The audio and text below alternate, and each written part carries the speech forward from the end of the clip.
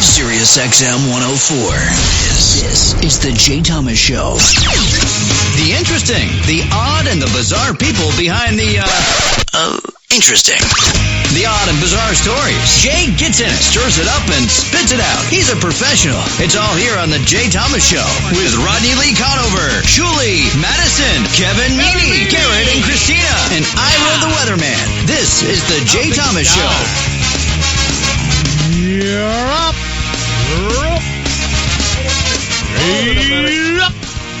You're ready to go. All right, ready to go. Yeah. Here I am. Kevin Meaney is back there. Hi, Jay. Hello. You know, the big news, of course, is this cop at UC Davis. Oh, yeah. Just walked down the line of the protesters. And, Gary, can you pull up the pictures that someone sent us? What is that called? Is that called a meme or something? Or a meme? What is it called? A meme. They show him now spraying Gandhi and spraying JFK and the signing of the Constitution. He sprays everything. You know good and well the Last Supper is next, right? Oh, it already happened. Yeah. It already happened. There's so many more out there than that email. So, Kevin, I'm going to have to ask you this. What about that girl in Vietnam that was running and that was on fire with napalm? That's a good one. That would be a good one to, the Pulitzer Prize winning photo. Yeah, that's cute. That'd be adorable. That would be great, wouldn't it? How about Jean Benet? Spraying Jean Benet. You know, you are so stuck in the past, you don't even use... How about Gary Cooper? Yep. Kaylee Anthony. Whatever. Hallie Barber. So here's the deal. They go out there, they protest. They don't exactly say what they're mad at. Right? At least the Tea Partiers will say, stop spending or whatever stupidity they think you can just, do. And so they don't say what it is they want. They just don't want what's happening. And so the head of the school says, okay, they've been there for 2-3 days. Get rid of them. Kevin, how would you get rid of them? Well, what would you do? All kidding aside. Well, we saw what happened at Kent State. Well, they shot them. Yeah, so we can shoot them. Yeah. That would be possible. Or stun gun them. So you pepper agree, spray with them? Certainly not shooting, but you agree that if it's time to go. Now, why is it time to go? That's, they were just sitting there. Why do you need to spray them with pepper spray? I'll tell you why. Do you know they didn't do anything wrong? It's costing millions of dollars to clean up. Well, that idiot. Oh, well. Chancellor of the school. Bruschetta Park? I'd like to say that I'm so sorry that I did this. Please, students, forgive me. Who is saying that? The chancellor? That's the chancellor. She's like from Iran or something. You're kidding. I swear to God. He just walked down the line and he sprayed them. Yeah. You know what? You ever spray roaches in the old days? Oh, yeah. I spray that on the outside of my house in New Orleans, and it, kills termites and stuff outside there. And it's so much fun. They have the biggest roaches in New Orleans, too. Oh, yeah. They're like the size of dogs. And you just walk down there. Now, if you're going to protest, let's look at Egypt, where they're carrying dead bodies out like there's no tomorrow. You and I are in Egypt, Kevin, and we're in our house, and we're glad that Mubarak is gone. Do we go down and begin fighting in the streets? Do you and I leave our home? Well, we live in a free country, Jay. No, you and I. Would we leave our... You and I are two Egyptian guys. If I was in Egypt, no, of course not. I wouldn't either. That's the weird thing. Who goes down there and puts themselves in harm's way? But here in America, you say, I've been down to the Occupy Wall Street, in Times Square a few weeks ago. Right. And I wanted to lend my support to them. Because I totally agree with it. It is the 99%. What is it? What do they want? I never have gotten it yet. They want, the 99% of the people are suffering, okay? And there's the 1% that doesn't do anything. They just have all the money, the banks, the mortgage lenders. So they're supposed to not make as much money. I guess so. Okay. That's a hard one. Now, or maybe, maybe they could pay some taxes.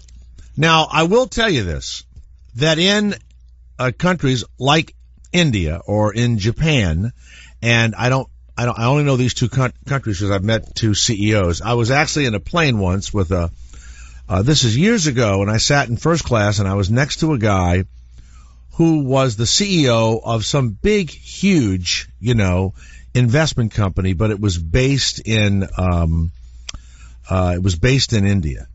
And he said the same thing in Japan. The CEOs don't make more than maybe $1 million or $2 million a year, right? Because culturally, that is considered enough. Right? Shameful, very shameful. And this guy said this to me. I mean, God, this had to be maybe right when I started at Sirius.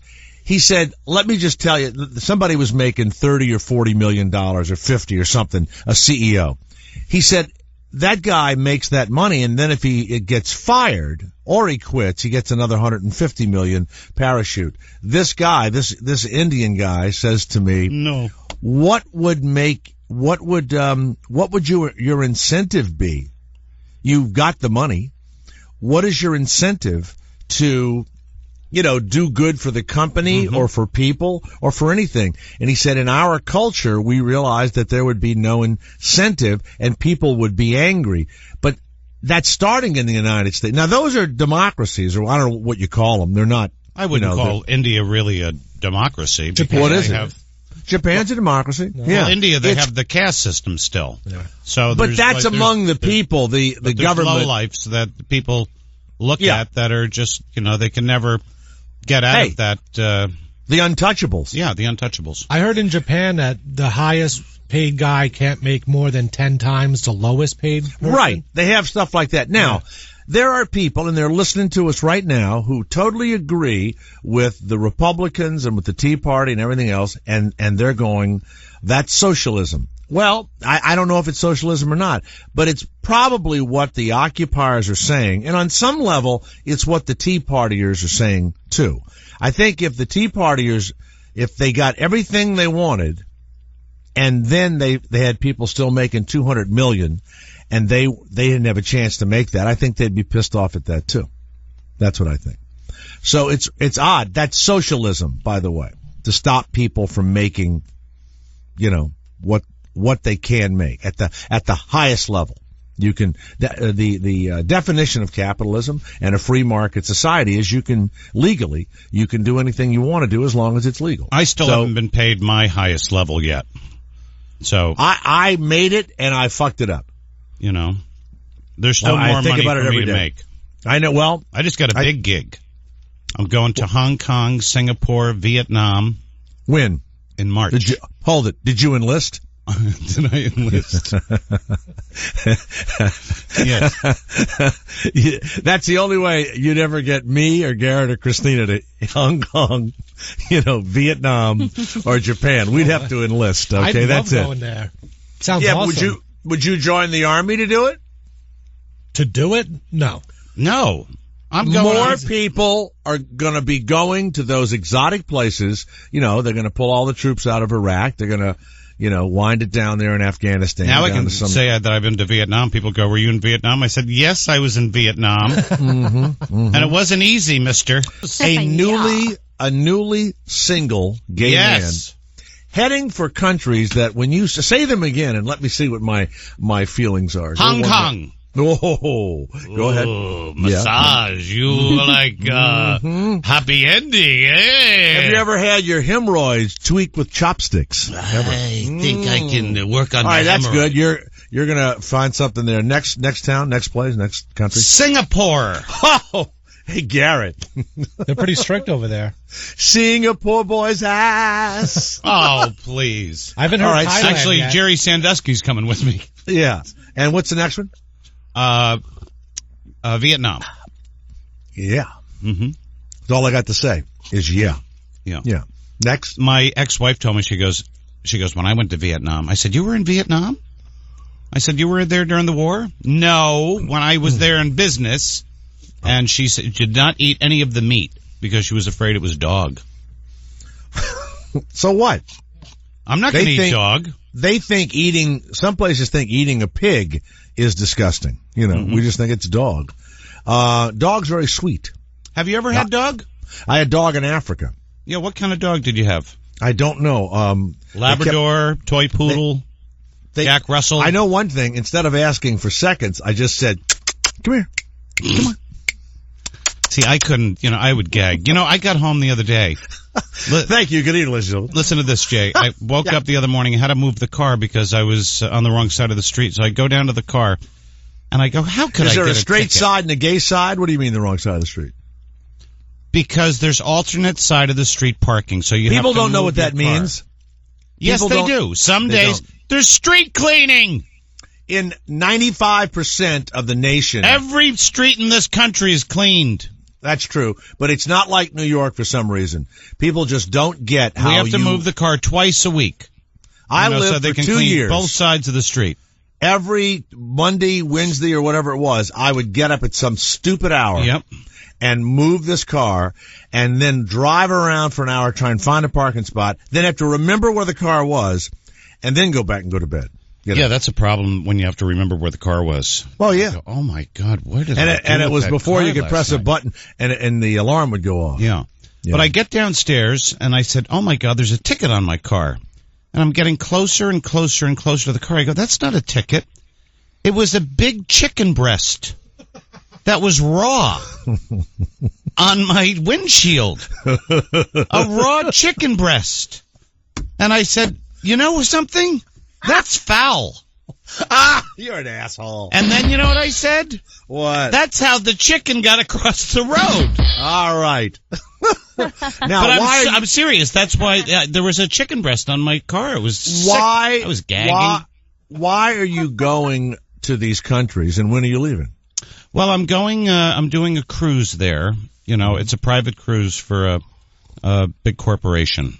Now, people that make money that you've gone down to Wall Street to occupy Yes, absolutely. And they are paying me a lot of money. So I am very happy with this. Finally.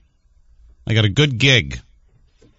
That would take me, I'm going to be able to open up a meth lab after I get back. Now, what about our Tuesday show? Well, it's funny. In the middle of all this discussion, you haven't said, I'll be calling in from Singapore. Oh, you will? Yes, I will. Absolutely. Right. Guess what? Now, hold it now. I'm going to pay in Singapore cash. Singapore That's money. Fine, because it's probably, worth more than Canings. what I get. You're paying Well, look, Canings. good luck to you. When do you leave? I leave in March. Well, we still have you for a few months. Yeah, you do. And there's so many people out there right now going, oh, my God, thank God. Mm-hmm. But you do have to be thinking, though, as I would, if I were newly single, of all the, the foreign puswana I would be getting. My mother said, you better get shots. You probably need shots before you do go need there. shots. You don't need shots. You probably should get the what is it? The papilloma virus shot. I'm not joking. What is the papilloma? It's one of the, it's the Isn't that newest. Cervical cancer? Well, no, they're giving it to boys now. They started giving it to 12-year-old boys all over the country. I'm not a 12-year-old boy. I'm a 55-year-old man. Your penis is going to be places where it shouldn't be. Okay? That is so wrong. It isn't wrong. You know what? Yeah, but Christina, even if he does do you not have think if he Kevin's not going to be on like a gay buffet when he arrives in these places? But cervical cancer is a different thing than colon cancer. Have you ever? Christina, don't make us say things, okay? Really? Eiffel Towered? Have you? I don't know. In everybody's life, we've done it maybe one time, maybe two. And then there's a group that really likes it, and I've never gotten why they like it. But there are, all of us know people that like twosomes and threesomes. It never works out because, you heard what Chelsea Handler said the other day. Mm-hmm. She was, insinuating that Ashton and Demi had an open relationship, and they would always invite another woman into their bedroom. And then Ashton started going into another bedroom with just her, with this other woman. So wait a second. Chelsea Handler announced this? Yes, on Piers Morgan. But who is that? Did they say alleged, Garrett? Yeah. They said, well, this is what she goes, this is what I think. Garrett, try and find that, please. I want to hear this. You must be the only person that watches Piers Morgan. His ratings are so awful. I'm just Piers shocked. Morgan here. I'm sitting here with Chelsea Lately Handler. Let's go to Tony of Atlanta.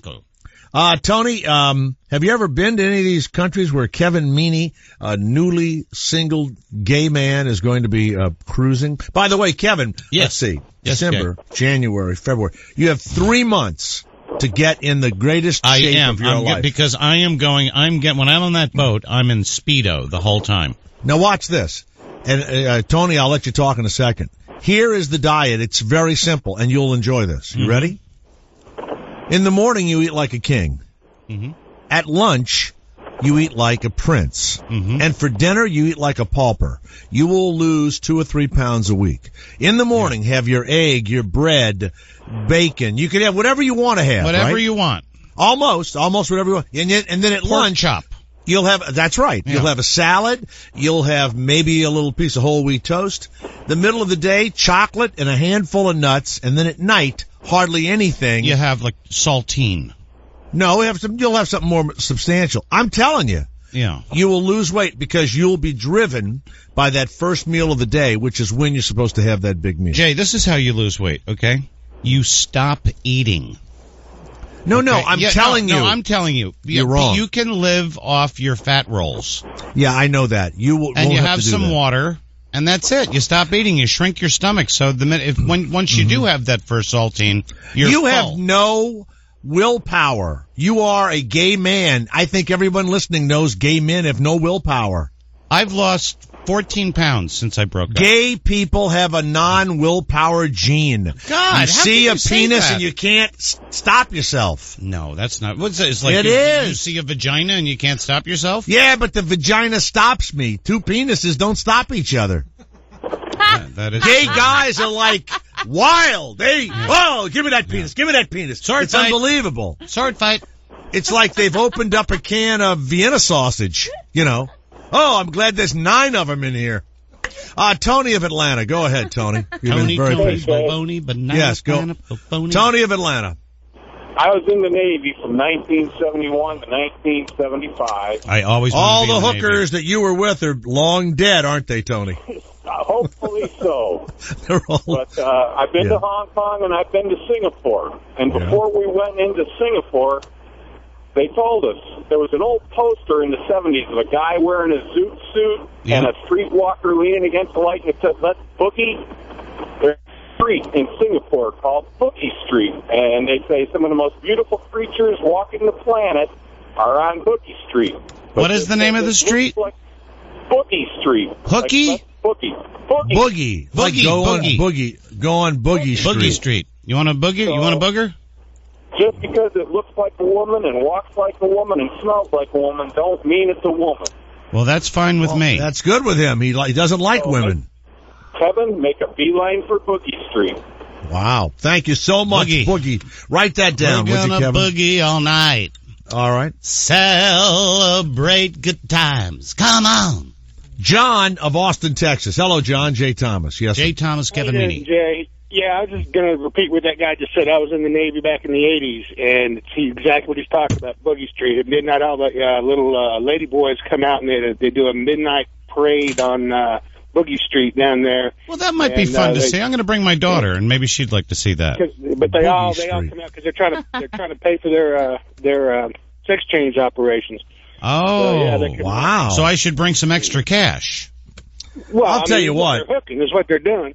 But Kevin, if I could help them out, I mean, you would not know that they were men. I mean, they're well, he likes men. He likes men. So the guy, it could be some big fat guy. He doesn't care. That's not true. Really? You don't know until they lift their skirt up, and you're like, "What?" Just so you got a penis dangling in between those 2 legs of yours. I couldn't deal with that. I'm not into. Thank you, John of Austin. Thank you. You people disgust me. Yeah. Disgust me. Let's go to Luke of California. Luke, why are they pepper spraying these poor innocents there? Did you go out there, Luke, and protest and occupy? Did you do anything? No, they're not doing it for the occupy reasons. They were doing it because they raised the tuition. That's why they were protesting. So they were saying lower the tuition, right? They have no, idea of how much it costs to run a school. My God, look, the football team alone needs what, $125 million a year. No, but they raised it another $500 for next year. So that's. And what do you want them not to have a basketball team and have guys that go on to the NBA and make millions? What's the matter with you?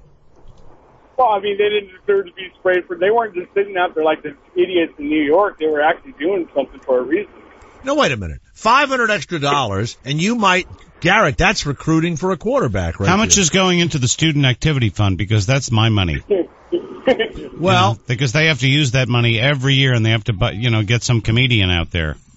I'll tell you something. We gave my son, who doesn't eat very much, an amount of money for college, and he's eaten through it already. I haven't seen him since August, so he's eaten through all the money we've given him. 300 pounds. Yes, I think he might come back some big fat guy. Hi, he left a little skinny guy. Daddy. Try to be easier on him. It hurts. No, I don't think so. Thank you very much, Luke. Jerry, Pennsylvania, the Jay Thomas Show.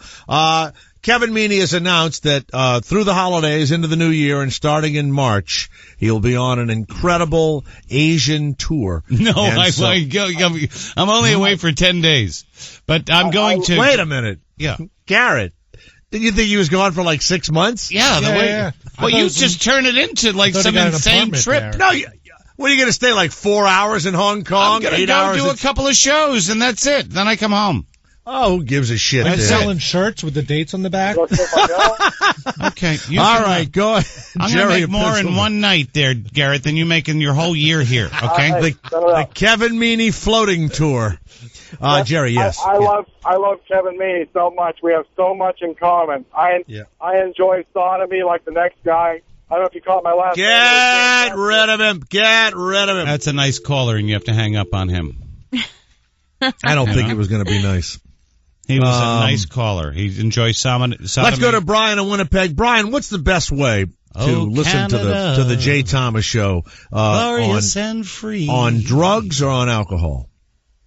Alcohol is the best way, Jay. Well, thank you. What alcohol have you chosen today to drink during the Jay Thomas Show? Budweiser's my pick. Oh, how many have you had so far? Only about... Let's go around the horn. Hold on. Let's go around the horn and see how many he's had. All right.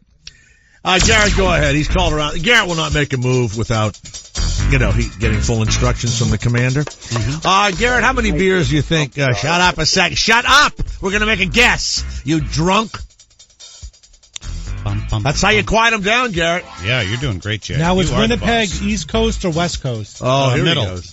Middle. It's in the middle, you asshole. Thank you, Brian. Okay, that's a great Brian, clue. You took the word right out of my mouth. All right, go ahead, Garrett. He's at the I Hate You stage, which is 7 Budweisers. Wow, that's a good one. Christina, you talked to him on the phone first. Mm-hmm. Realized the man was blowing a .112. What do you think? How many? I'm going to say he's at 13 beers. Ooh, wow. That's very high. Kevin Meaney, what do you think? I'm going to say he's just at 6. Yeah. I'm going to go even lower. I think he's only gone 4. Brian of Winnipeg, how many? 23. Oh, Jesus. What a liar. Holy shit. Wow, they can drink up there. They can really drink up Garrett, there. Garrett, you're in, you said 13, didn't you? No, that was Kevin. No, I said 6. I said Christina. 7. Christina said 13. I'm the winner. Wow. Yay. Wow, you are the winner. You get to date him. Christina Palumbo is our listener of the day. Yay. Brian, besides drinking 23 buds and are you naked us, yet? What did you want? What did you want to say? Well, I don't know. I was just sitting here listening, and I figured Are your pants off? Quiet, please. Quiet. Where's Ira? Oh. It's tomorrow. Tomorrow Ira will be here. Wednesday he'll be here. Oh, yeah, but then Shuli's there. You don't like Shuli. Oh, no, Shuli's good, but... you just want to be with Ira? He's no Kevin Meaney. You like Kevin Meaney, do you? Well, no, because he talks like faggot stuff all the time. Yeah. Yeah. And what are you wearing now? Well, I'm sitting in the truck, Kevin. If you were knocking on the door, you could probably suck my cock. See? Oh, my God. Yeah. All right. You know what, Brian? I think, Garrett, I think we've had enough of this guy. Could we, could you get his number for me? Yeah, Christina? I'm positive. Mm-hmm. Yeah, I don't want to hear more of this. Yeah. I mean, this. You know what this sounds like? Dead body in the woods. Yeah. Okay, Garrett, let's not. I don't even want them to see our number on the phone. Okay, thank you. Okay. What was the last call that the serial killer made, Bill? He apparently called a radio show at Sirius XM, the Jeff Thomas Show with Kyle Meaney. Oh yeah. Why didn't you call the police when you heard the man? No, we didn't know. Just figured that he's had a couple of beers. Let's go to Frank of New Jersey. Yes, Frank. Hi, Frankie. Jay Thomas. Hello. Hey, Jay, what's up? I'm disguising my voice, so bear with me. You're disguising your voice. Right. Vicodin is the best way to... Wait, hold on a second. Vicodin is the best way to listen to the show. Oh, you have like one of those voice But do you have some sort of a back injury or some disability that started you down the vicious road of Vicodin? Absolutely. All right, hold on. Let's go around the horn, Garrett. Let's find out what the ailment was. Christina's the winner so far. Kevin, he started down the vicious Vicodin road. Mm-hmm. What was injured on this guy? I think he has penis cancer. No. I know, Frank. It just makes me so mad. Garrett, what do you think? Shut up, Frank. What do you think? I tell you, I guess he didn't like that answer, did he? What is it? Hodgkin's lymphoma. Lymphoma? Jesus. Christina. Oh, God. What do you think it is? Anus cancer? All right. Hold on one second. I think that what George. About Jay? I think that Frank of New Jersey. I think you hurt your back. So we've got. Don't go out on a limb. Penis cancer. We've got Hodgkin's. That's the one that kills you immediately, or the non-Hodgkin's. I don't know. Lymphoma. And then Christina, anal cancer, and I said bad back. Who's correct? Who's correct? Just bad back. All right. Wow. What a shocker. Yeah. Left field. So Frank, you're on thank God complete... you don't have penis cancer. Yeah, you're on complete disability, Frank. Oh, it's great. Complete disability. And of course, what can we do for you now? You're on the... How many Vicodin have you taken today? Today, about 8. Oh, that's not bad. 8? No. 8? Yeah. How's your back feeling? Today's only Tuesday. So. All right, I got you. All right, thank you, Frank, very much. So Frank's on Vicodin. We've got a guy liquored up on Bud. See you out there on the highway. Why is it that when I take half of Vicodin, I'm throwing up and falling over? You have to build your tolerance up. Yeah, you take a half. It's not a fun experience. The next week you take a whole. You know what? Take it with yogurt. Denny of Salt Lake. They're not suppositories. Yeah, that's right. That's right. Eat it in the middle of a meatball. Go ahead, Denny. I had a dog story for you when you were talking about dogs last week. Yeah. Thanks for calling in last week. Yeah, I tried. You got the show ended. But my mom was actually ran over by a German Shepherd driving a F-150. Now, wait a minute. Your mother was run over by an F-150 being driven by a German Shepherd. Mother was run over by a 150. Now, let me ask a question. You're in Utah? You're in Utah? Yeah. When did Utah start giving German Shepherds driver's licenses? Actually, back in World War II. Really? All right. Yeah. Whenever, I guess, the Ogden Police Department started training them, I don't know. Mm-hmm. So why did the dog try to kill your mother? She was speeding? Well, there was a commotion with the neighbors of a domestic disturbance or something, and they had a canine unit there, and I guess they didn't have like a fence or anything, or a kind of like thing to block him from getting in the cab. Right. The cop ran out, the dog jumped into the front seat and knocked the truck into gear, and my mom was out going and getting the mail, and she was walking back. She didn't hear the truck come up on her because it wasn't throttling, and it rolled over real slightly and then rolled up into our driveway and totaled my car. Wow. How did your mom end up? Well, 2 days before that, she had her mother die, so she wasn't able to go to the funeral, and she was in the hospital. And did they give her Vicodin? Yeah, they gave her a lot of stuff. Well, get her back on that Vicodin and turn on the Jay Thomas Show. Does she have a dog now, your mom? No, she has cats. I've never heard a horrifying story like this told in a more matter-of-fact manner, I have to tell you. I feel sorry about your car was totaled also. What happened to the poor dog?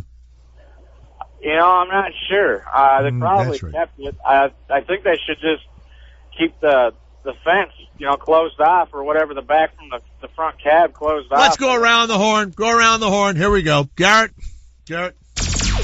I really started this around the horn thing today, didn't I? Kristina, can't get off the should horn. they keep that fence closed, just like Denny of Salt Lake City says? Should they? Absolutely. Garrett, what do you think? No. Fire hazard. Kevin, what do you think, keeping that fence closed? I think there should be some, what do you call it, a laser wall, instead of that, like modernize it. So if the dog does jump through, it could maybe electrocute its penis. Like an electric fence? You know what I think, Denny? I think they'll let more of those police dogs drive. I think that's funny, okay? Let them run over more people. Thank you, Denny of Salt Lake City, very much.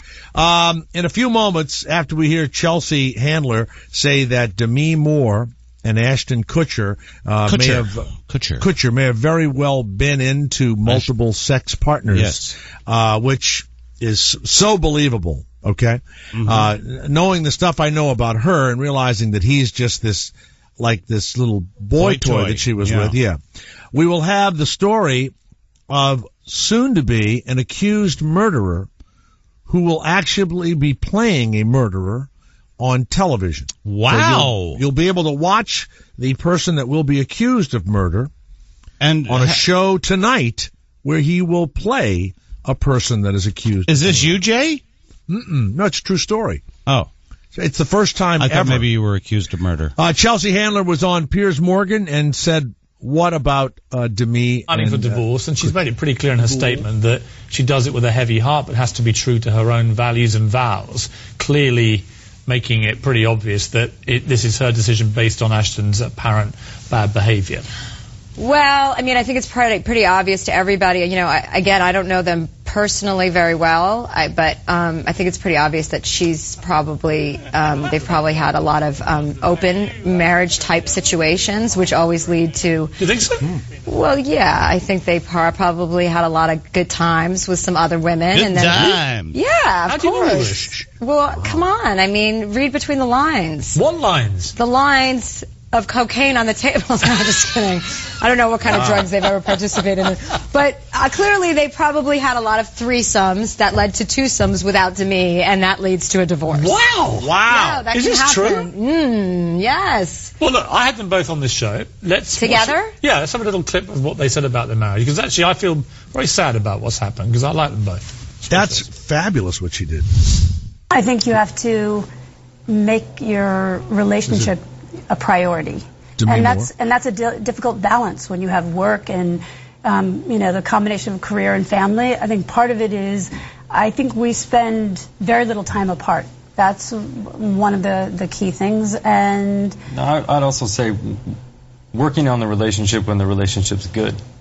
As marriage goes, I think most people sort of set getting married as the goal, as opposed to being married. Wow. Well, that was only about 5-6 months ago. Was it? And they seemed, to me, they seemed very much in love at the time. So you've got to feel for Demi, haven't you? Oh, I absolutely feel for her, yes. I feel like people make a big mistake a lot of times in marriage and thinking that there are... I'm a big, which may surprise you, I'm a big proponent of kind of, valor and honor and kind of, valuing what you have in a relationship or with somebody else and kind of being really true to that and to yourself at the same time. Do you tolerate infidelity yourself? No. All right, get rid of her. That. Get rid of her. Now, let me ask you a question, Kevin. Mm-hmm. She made a statement. Chelsea Handler, who's quite wealthy, has her own TV show on a national, big international TV show, said in a way that she knew, which meant she might have had proof. She didn't say alleged. I think that Demi Moore could sue her for slander. And I'm not kidding you. And unless Chelsea Handler comes up with money or comes up with proof, I think she could be sued. I'm not joking. That's what I heard too. Did you hear that, Garrett? She said they probably did this. She never said, in my opinion, or I And no, think he that. said, do you know these things to be true? I didn't see the show. I was just listening. And she went, like that. You know, I love that she did it because, one, it stays within her personality and all that. But then she starts doing her bullshit about marriage, which everyone listening who's married, and Kevin, you've been married. Yes, I've been married. I've been annulled. Christina. Didn't all that just sound like total bullshit when they start with there's no answer to marriage. You get fucking married and you hope it fucking works out. What was her answer? Feel trapped, and it's a matter of if you I don't get feel out trapped of the in my marriage, but you work all the time. Jay, you don't feel trapped in your marriage? No, not in the least. Now, come on. No, not for one day. The second you walked down the aisle, you weren't like, holy shit, I can't go anywhere. The worst thing happened. There was a woman that I'd been trying to get in bed, this gorgeous, and she's a big deal editor, right? And so I'd gone over to her place a couple of times. She rented an apartment from me, and it looked like we were going to do something, and then it just didn't work out. I ran back in the house to get something. The limo was waiting, and the phone rang, and it was her. And she goes, hi, I've been thinking about you. What are you doing? I go, oh, God, I'm getting married today. She goes, really? I went, yeah, I'll call you in a couple of weeks. But I meant it on some level. I don't know. I did. But no, I don't feel trapped at all. Never have. Mm-hmm. I know you're going, oh, wow. No, but I don't because I'm of the glad type you of don't. woman I'm married to. My wife has never been ridiculously demanding or I've never really been with anybody who was jealous ever. I was engaged once to a woman, and she was out visiting me in California, and she was flying back to New York that night. I dropped her off the airport. I prayed that the plane would crash. Why? Because then I wouldn't have to deal with her. Oh. I was like, oh, yeah, well, we were going to be married, and the plane crashed. I bet if she had a big 6-inch penis between her legs, you wouldn't have been wishing for that. No, I wouldn't have been wishing. All right, just checking. Thank you. I will tell you what I truly believe, and I mean this, and it sounds like a joke, and they, of course, laugh and all. But I think that in the beginning, and I've sent you some pictures of my girlfriend for a long time, Christina and Garrett, you got those pictures, right? Yeah. She was my girlfriend for a long time. What I think is that I meet the women and I'm a great date and have a good time and all that stuff, and they fall in love with me or they like me, but I really out-fun everybody else, right? And whether I had money or not, I always did stuff constantly, right? And you were never going to be bored, right? So they go, well, this looks like a guy I should be with, right? But I'm not sure that they're madly in love. I think they choose me because they know I'm going to really kind of be a nice guy. I don't really give them a lot of trouble, and I'm a little quirky, but I don't ever give you any real trouble. I'm never anywhere I shouldn't be. I'm on time. I'm always present. on time. I don't forget it. The dates, the birthday, whatever the deal is, and it's always a good time, and every day I have the day planned. We're going to do this. I'm going to do this. It's going to happen. And then there's no it's going to be, boring. So I think that none of them have ever been jealous or anything else because, one, they weren't madly in love with me. If I went away, they'd be sad, but they'd get over it. Yeah. Right? And so that's who I get married to. And so it's kind of like a really good, love kind of partnership thing. I have never been called at 3 a.m. And where are you, or what's going on, or why weren't you in the city you were supposed to be in, right? I will tell someone I'm going to Cleveland, and I have no intention of going to Cleveland. I have no work in Cleveland. I don't even know anyone in Cleveland. But if I've been going to one city too many times in a row, Garrett, because then I realize, it could look like I'm up to something, even though it might really be a job, right? Right. I gotta go to Cleveland this weekend, It just it's a little toss, you know what I mean? It's a little geographic toss, right? And I also tell them that the hotels I stay in don't have working telephones. I tried to call you. This goddamn hotel phone's broke. Hello? Yeah, so that's it. That's the thing right there. That's great. But I think you have to go right back to they're not madly in love. Mm-hmm. You can't have anybody that's mad. You can't be madly in love with them, and they can't be madly in love with you. Because then, when they become normal people, holy shit. What a disappointment human beings are. Mm-hmm. Okay? You know? Been down that road. And they're really fine, and you can't take your hands off of them, and then they're kind of really stupid. And so after sometimes that happens just the following morning when you wake up. Yeah, it can. It can. When we come back, you will hear about a man who will soon be an accused murderer playing an accused murderer on national TV. The role of his life. The network knows it, and the network is doing it on purpose. Stay where you are.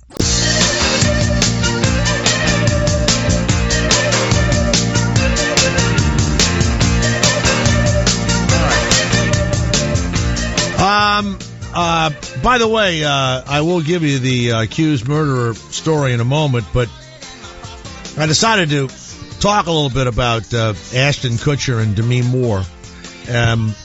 The Demi Moore that I heard about at UCLA many years before she was a star, and this is certainly alleged, and I heard it from irreputable people. But her mom was married 7 times. Mm-hmm. So she comes from this, kind of nutcase background. Her mother used to do interviews on radio stations. Demi was as gorgeous, you can imagine, and, but she went to UCLA, and the rumor is that for a gram of, for a hit of coke, you pretty much, hedge your way. So then she goes through the Rat Pack, right? All those guys and all that kind of stuff. And so if you had cocaine and you gave her what do they call it, a bump? A bump, and she's gorgeous. So if you give her a bump, what would she do? She might give you a bump. She might give you a bump. So make a bump. She might make a bump come where there was no bump. So she would make the bump come? She would make a bump come where there was no bump previous to the bump. That's all I'm going to say. Wow. But that's alleged. Yeah. That's alleged. Okay. Now, this is Demi Moore's statement. As a woman, a mother, and a wife, there are certain values and vows that I hold sacred and bullshit. Kutcher said, I will forever cherish the time I spent with Demi. Marriage is one of the most difficult things in the world, and unfortunately, sometimes they fail. But he does, doesn't he sound? He just sounds like a guy, And he's the guy that invented the show Punk'd. I mean, stop it. Yeah. He wasn't doing what James Franco was doing, getting like 9 degrees and writing a novel and directing and all that. I mean, who I'm sure he's totally full of shit, but at least you'd believe he was more of a man, wouldn't you? Am I wrong about that? Yeah, who's more of a man? He played the stoner, stupid guy on 70s show. He was in Dude, Where's My Car?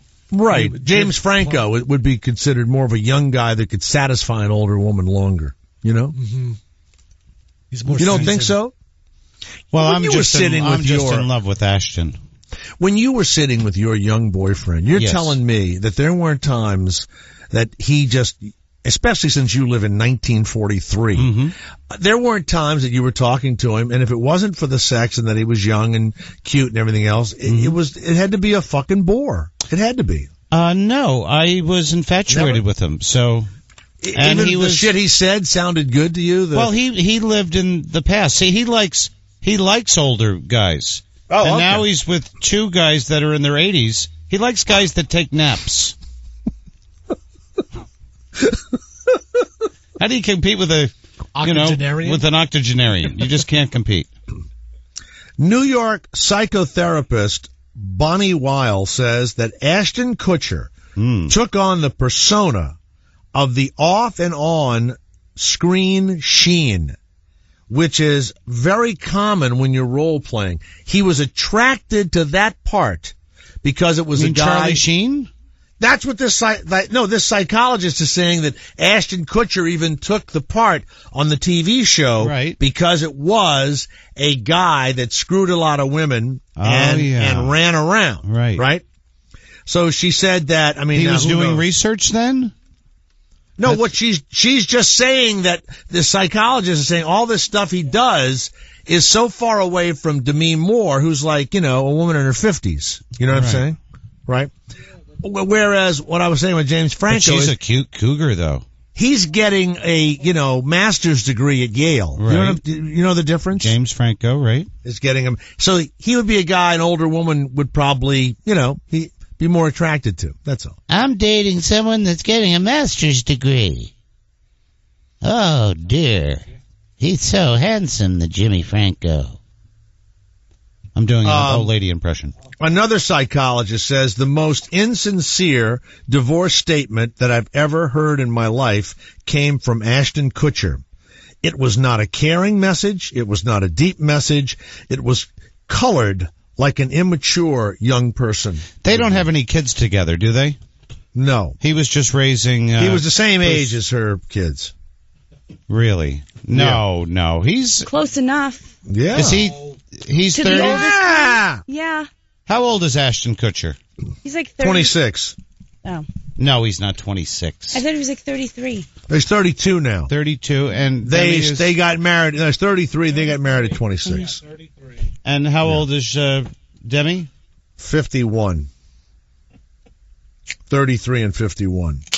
Rumor's 23. 23-year difference? Rumor. No, stickers on the lap. When you watch 2.5 Men, there are stickers on years younger than me. There are stickers on his laptop for all of the companies that he has invested in. Yeah. Yeah. That's got to be, if he's making $700,000 a week, $350,000 a week is eaten up by him paying for that. I'm not joking. That's unbelievable. GroupMe, HipMunk, Foursquare, Chegg, and Flipboard. What do those companies do? Do you know? Well, Foursquare is the restaurant thing, or what is it? Yeah, Foursquare, you check in when you're out anywhere, and you get points for it, and you become the mayor of that place if you're there the most out of anyone, and you get like deals at restaurants and stuff for being. That sounds good. Yeah, it's all right. It's kind of a frequent flyer program. It's like a Facebook add-on, Twitter add-on. Ashton Kutcher started crying at a GQ Men's Gentleman's Ball when he was honored for his anti-sex trafficking charity work. See if we can find him breaking Him and Jerry down. Sandusky are going out together with their anti-sex thing. Then he tweeted, how do you fire, Joe Paterno? Right. Then they said, well, because he had covered up, sex abuse, and that's your charity. And he had to say, oops, I can't do it anymore. More too, we'll see a career boost like Jennifer Aniston has received. That's unbelievable. I absolutely agree with that. Because people broke up with them, now people are going to want to see them in the movies. Jennifer Aniston, who's very nice and is a good actress, would have had no movie career, just like the rest of the poor unfortunates from Friends. If it hadn't have been for getting divorced from Brad Pitt. What has Demi done in the last 10 years? Nothing, but she will now. I'm telling you. I don't know what that's all about. Okay, when we come back, we will play. Did you find the theme song? Yes. Okay, we'll play the theme song in a few moments, and then we will tell you the story of the man connected with that theme song who is going to be, in my opinion, accused of murder very soon, and he's going to play a person accused of murder tonight on television.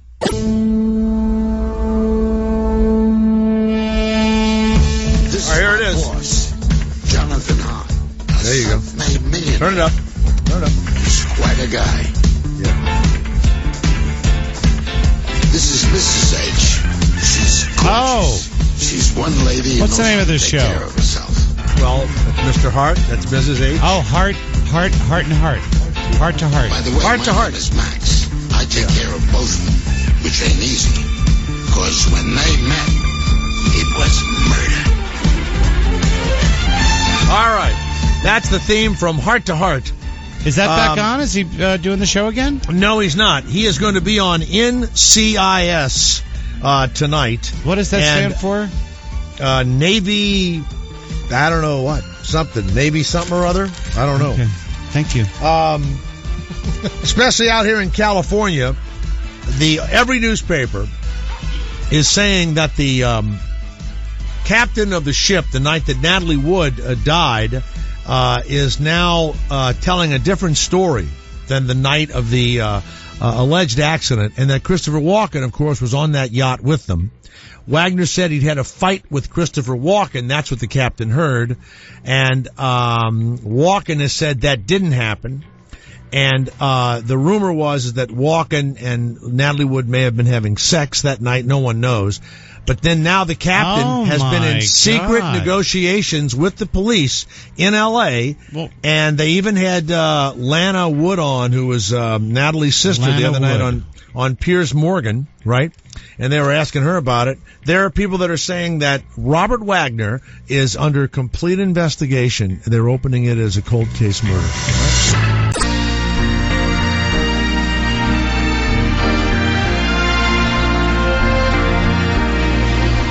This is it.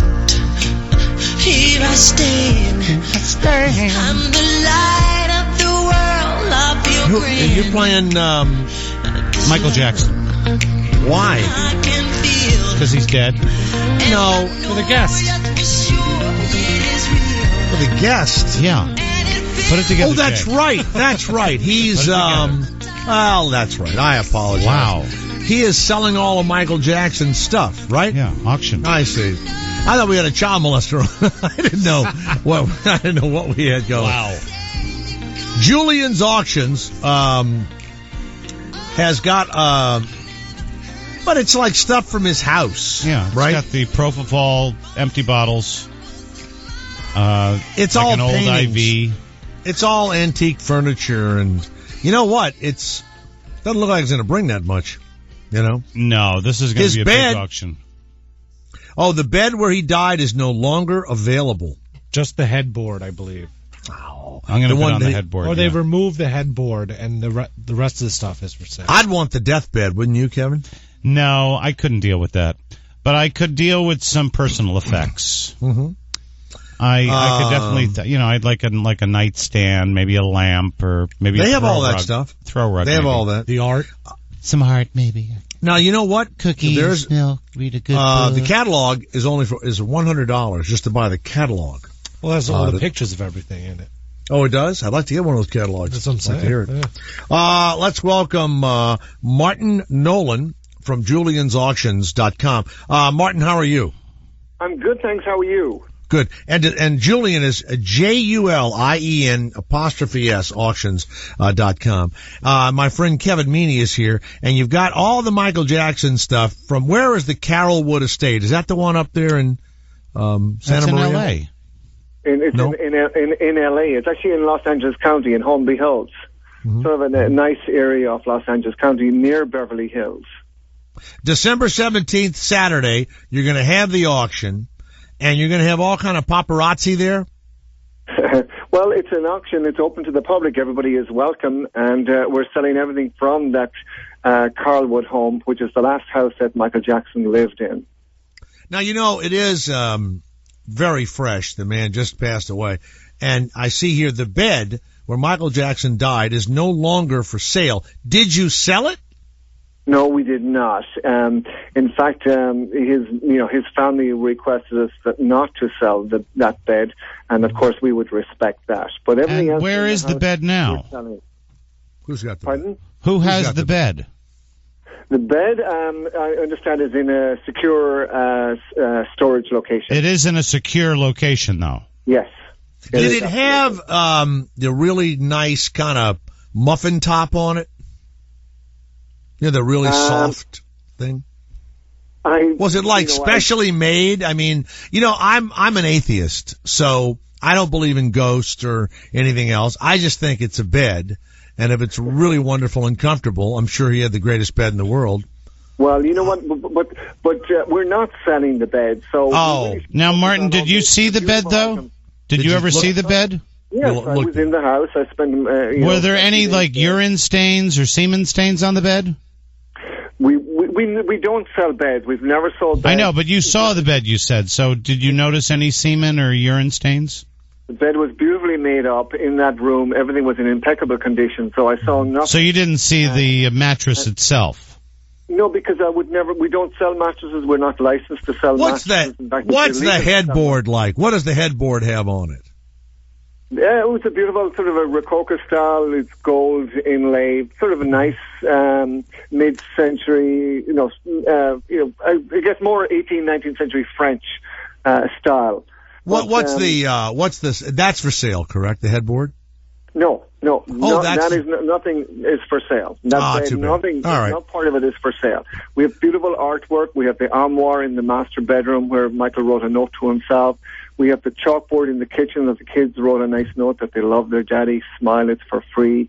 We have a Utrillo painting. We have some great paintings, watercolors.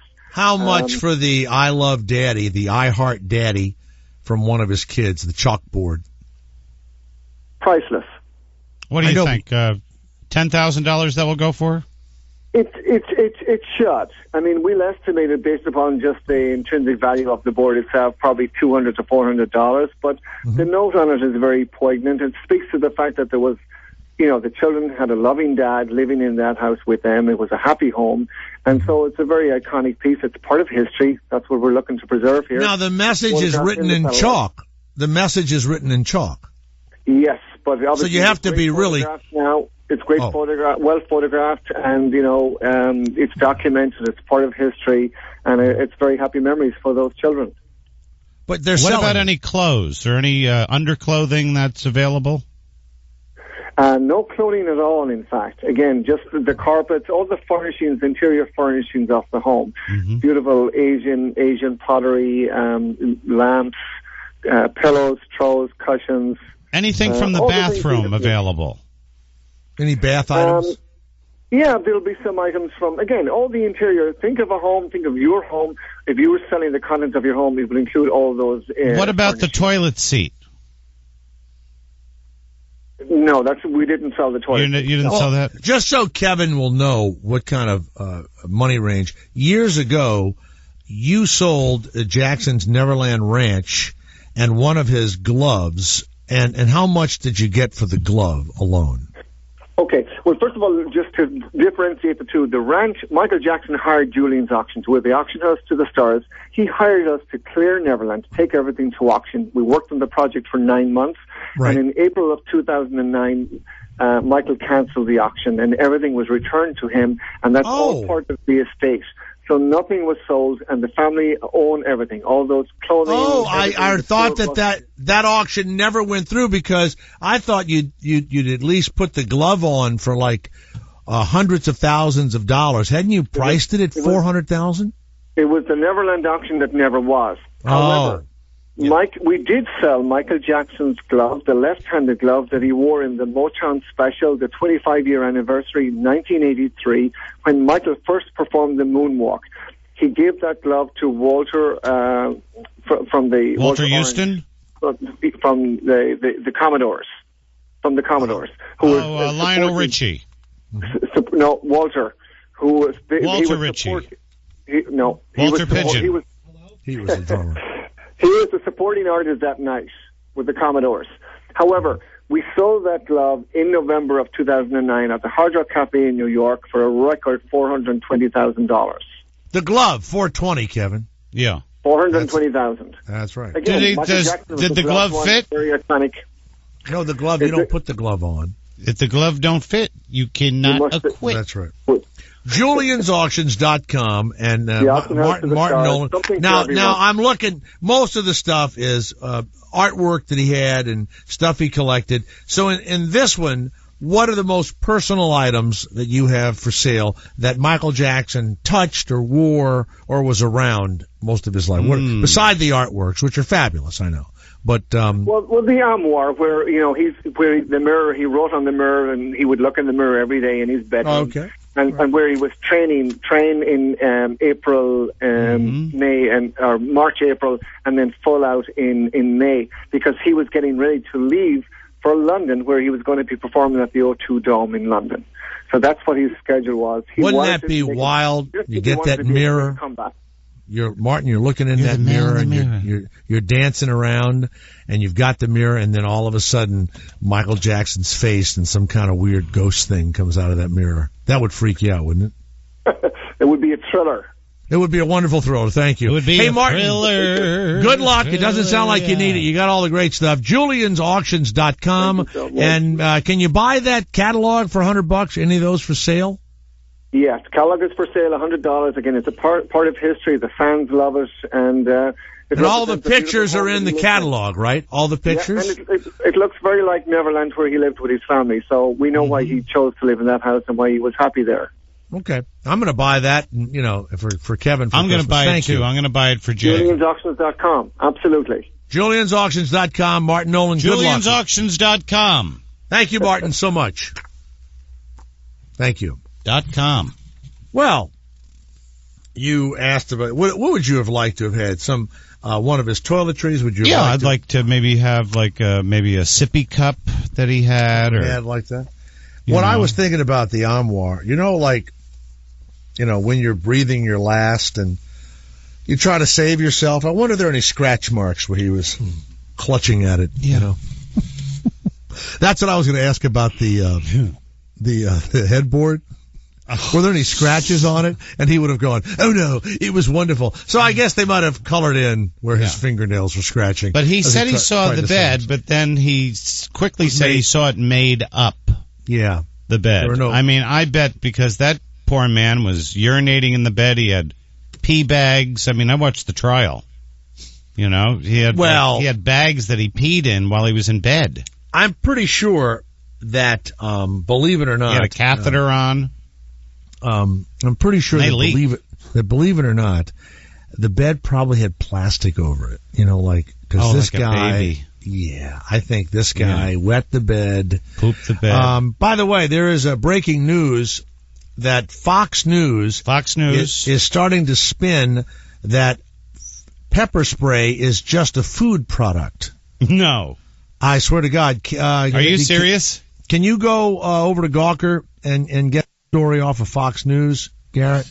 Yeah. Pepper spray it is a food product. Yeah. It is, but so they're saying that being sprayed like this officer for UC Davis did. This is how we should feed the homeless. Is that what they're saying? There's also videos of the cop going up to the kids and saying, we're going to spray you now. And they're like, okay, you're going to spray us in the eyes? And the guy's like, yeah, just in the face. And they're like, okay. So they were ready for it. Do they have audio of that? Yeah. I heard all that. Oh. Okay, look, here's the thing, and I mean it. All right, you sat here long enough. Thank you very much. We got it. Give us your petitions. I'll turn them into the chancellor. We'll send them all out. Write us your manifesto, whatever it is you want. You've been here for 3 days. But they were just sitting there. They weren't, It's time to go. I know, but that's called a peaceful they have the right to They protest. don't have the right. But that's very peaceful, Jay. After 72 hours, they got to go. One of the kids said today, they said, on a college campus. They said that if Martin Luther King was there, he would have been sprayed. So if he was sitting there with the rest of the protesters. One of the pictures has them spraying Tim Tebow, okay? Tim Tebow. Yeah, they spray everyone. Who's Tim I Tebow? love the way, you know what? All that's missing when the guy's walking down spraying them is he's whistling. That's all that's missing. Yeah. He's just missing his Nazi uniform.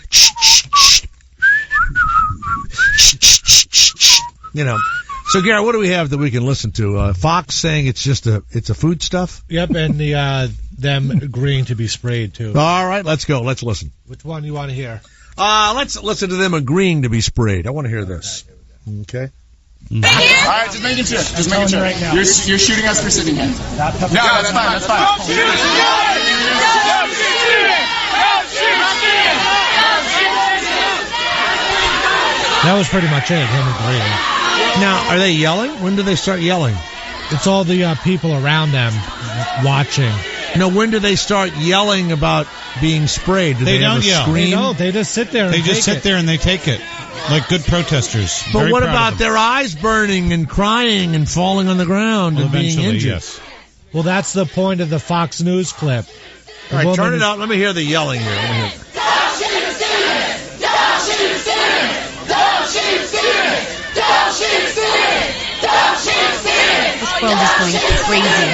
Don't shoot students! Are your sons protesting in college, Jay? No. I raised, kids that don't protest. Kids that They used to have to go to protest with their grandmother. Just shaking the cans up. You shaking the can? Yeah. Right in front of them, just sitting there shaking it. I love it. Now, let me ask a question. Did they leave? Oh, I've seen it. No. Oh, well, that's bad then. Then you know what? You better go back and get mace. Okay? Now, let's listen to Fox News saying that it was basically like a cheese food. A food stuff being sprayed, like a silly string. Yeah. A string. Go ahead. First of all, pepper spray. That just burns your eyes, right? Right. I mean, it's like a derivative of actual pepper. It's a food product, essentially. But a lot of experts are looking at that and saying, is that the real deal? Has it been diluted because... Yeah, they should have more of a reaction Yeah, than but that. that's really beside the point. I mean, it was something that was obviously abrasive and intrusive. And they wanted them... Several went to the hospital. Right. They just wanted them to get out of there, stop blocking what they were blocking. Yes. You wanted to scatter that. This was on the Chancellor's orders. The Chancellor ordered the police to go in and force these students to disperse. That's audio of the Chancellor. Yes. Yeah. And it is a crime. They were charged. 10 of them were charged with unlawful assembly and failure to disperse because they were posing a sit-in, a student protest. And you can do that. That's very American, but it may also happen to break the law. They wanted to get these people off the campus, and they didn't want to lay hands on them. Right. See, there's two ways to do this. You can do the pepper spray, or you can physically drag them out of there. They then did lay hands on them. I know, but you don't want to lay hands on No, someone. but what I'm saying is the police would respond by saying, you pepper spray first to allow the hands-on part to be less confrontational because you're going to get less resistance when you got somebody who just got pepper sprayed. Yeah. Listen, I know the tape looks bad. I agree it looks bad. All I'm saying is that from a legal standpoint, I don't know that the cops did anything wrong. We're going to have to learn more about the facts. But the cops are allowed to use reasonable force to effect compliance with an arrest. Yep. It does look like these students were failing to disperse and were, in some cases, unlawfully assembling and perhaps even resisting arrest. There's some, you didn't show it on the tape, but where the cop goes to grab one of the students and you can see she puts her arm back, she's not letting him grab her. It looks like these cops have room to argue that this was not excessive force. Does that mean they should have effected the arrest in this way? That's a moral discussion. Yeah, but I don't think we have the right to Monday morning quarterback the police, and particularly at a place like UC Davis, which is a fairly liberal campus, and they're not running around. They came to the point where as you said, the chancellor said, look, you got to get them out of here. We can't operate a college like this, and so get them out. Now, okay, come on back. What's amazing about Fox, and it's their genius. They can do a story and they give you the facts, and yet they also spin it so that you know that these are liberal kids and that what they do is they reduce that it was a terrible thing to do to kids sitting by themselves. And that's the genius of it. I mean, even listening to it, Garrett, didn't you not go, well, it doesn't sound so bad now. They do make a good point. What? Yeah, no, they're great at it. They're great. Oh, who's going to enroll in UC Davis now? Nobody. A lot of people. Why would they? I would be terrified of those. Kevin, isn't that the genius of Fox, though? The real genius? I mean, you may not like them, the evil genius, if you will, but it's the real genius. You don't agree with that? No, what were you saying? I was reading. You're an asshole. I was totally tuned out of the show. He's saying that because it was Bill O'Reilly's voice. Don't they make it sound so believable? That, it's not such a bad thing that they did. Kristina, what? He knows what I'm saying. No, he really. I'm looking at him. He really did. Why didn't you listen to the clip and be a part of the show? I zoned out. Okay, I'm not going to charge you for that segment. Okay. I'll just take $21 today instead of $25. I'll spray him with pepper spray. Yeah, spray me with pepper spray. All right. Thank you, Gary. Let me hear. The chancellor is from some other planet. She's from country. like Iran or Iraq or something. It's so funny. Here we go. I really feel horrible for what happened on Friday. If you think you don't want to be students in a university like we had on Friday, I'm just telling you, I don't want to be the chancellor of the university we had on Friday. Then resign. I bet she's Israeli. She sounds Israeli. Our university has to be better than it is. And it needs all of the community to come together to do that. How did this woman become the president? We need to work together. I am the chancellor. I'm Boris Karloff. And I know you may not believe anything that I'm telling you today. And you don't have to. It is my responsibility to earn your trust. Trust. I only have to say one thing. Miraculous. There is a plaque out there. What? A plaque. That speaks about 17th of November of 1973. What's she crying about? And I was there. And I don't want to forget that. So I hope that I will have a What is better that? opportunity What does that to date mean? work There's a plaque with you, to outside meet that you, she was to there get to for. know you. Right. And there will be many opportunities in the next few weeks to do that. This was an on-site. Thank you. Wow. So this woman, what happened in 1973? What happened? Was it at the school at UC or Berkeley, or maybe UC? There was a protest and someone was killed for standing their ground. So she's been here in this country since the 70s. So she's been here like 40 years. Right. And that's the best she can do in English? Yes. I And hate she's that the shit. president I hate of a that college. I hate that shit. A university. I hate that shit. I would like to say, I know it's a free country and all that, but if I was in Germany or Spain or wherever and I became the president of a school and I didn't have that language down, they would go nuts. You're supposed to have the language down. Yes. What happened, Garrett? 1973, she was 19 in Greece and saw the government use tanks to put down a student uprising at the National Technical University of Athens. Those tanks shot big, huge 50 caliber chili peppers. Did you know that? Wow. Big chili pepper bombs. Really? I didn't know that. I did So not then know that. she comes over here with Arianna Huffington. Arianna Huffington speaks perfect English. Is she Greek too? Yep, she's Greek. Yeah, she's Greek. She's got the You know what I'm hairy talking ass about? to prove it too. She's Greek, you know what I mean? You can just tell Hello, that Arianna Garrett. Huffington's ass looks like one of those hair melons. You ever had a hair melon? What's No, a I hair don't know what a melon? hair melon is. It's a melon that has hair on it. It's like maybe a dingleberry. It's called a shaggy cantaloupe. Dingleberry, dingleberry, dingleberry rock. I asked my father-in-law once if he ever had dingleberry pie. And he said, no, I never had dingleberry pie. I said, you should really try it. It's good. Maybe I'll try some dingleberry pie sometime. All right, can I call you Daddy? Don't call me Daddy. Don't call me Daddy. When Regis Philbin signed off on Friday, yes, they played the song my son helped write, "Smile" by Uncle Cracker, and they showed his entire career to my son's thing. Right? Which son is this now? JT, the one you left up for adoption. Yeah, and then got him back. We okay, were all right. Just wanted to so clarify then that. I was in New Orleans and I was watching it with some people, right? And they were showing it to me, right? And they were saying, look, it's your son's song, and they're showing the retrospective, and it shows various moments in his... Is it your son singing too? No, that's Uncle Cracker. Uncle Cracker. So wait Cracker? a minute. Yep. You know what's weird about you, Kevin? You have got... This guy has had 3 top 10 songs in the last 5 years. I know the song. I know the song. No, you don't know him. I though. love the song. And You got to I stop with the old references. No one I thinks like that's funny. Uncle Cracker. I No, you like don't. it. I No, do. you don't. I'm going to get You his don't know song. the funny is. So there's a guy. There you go.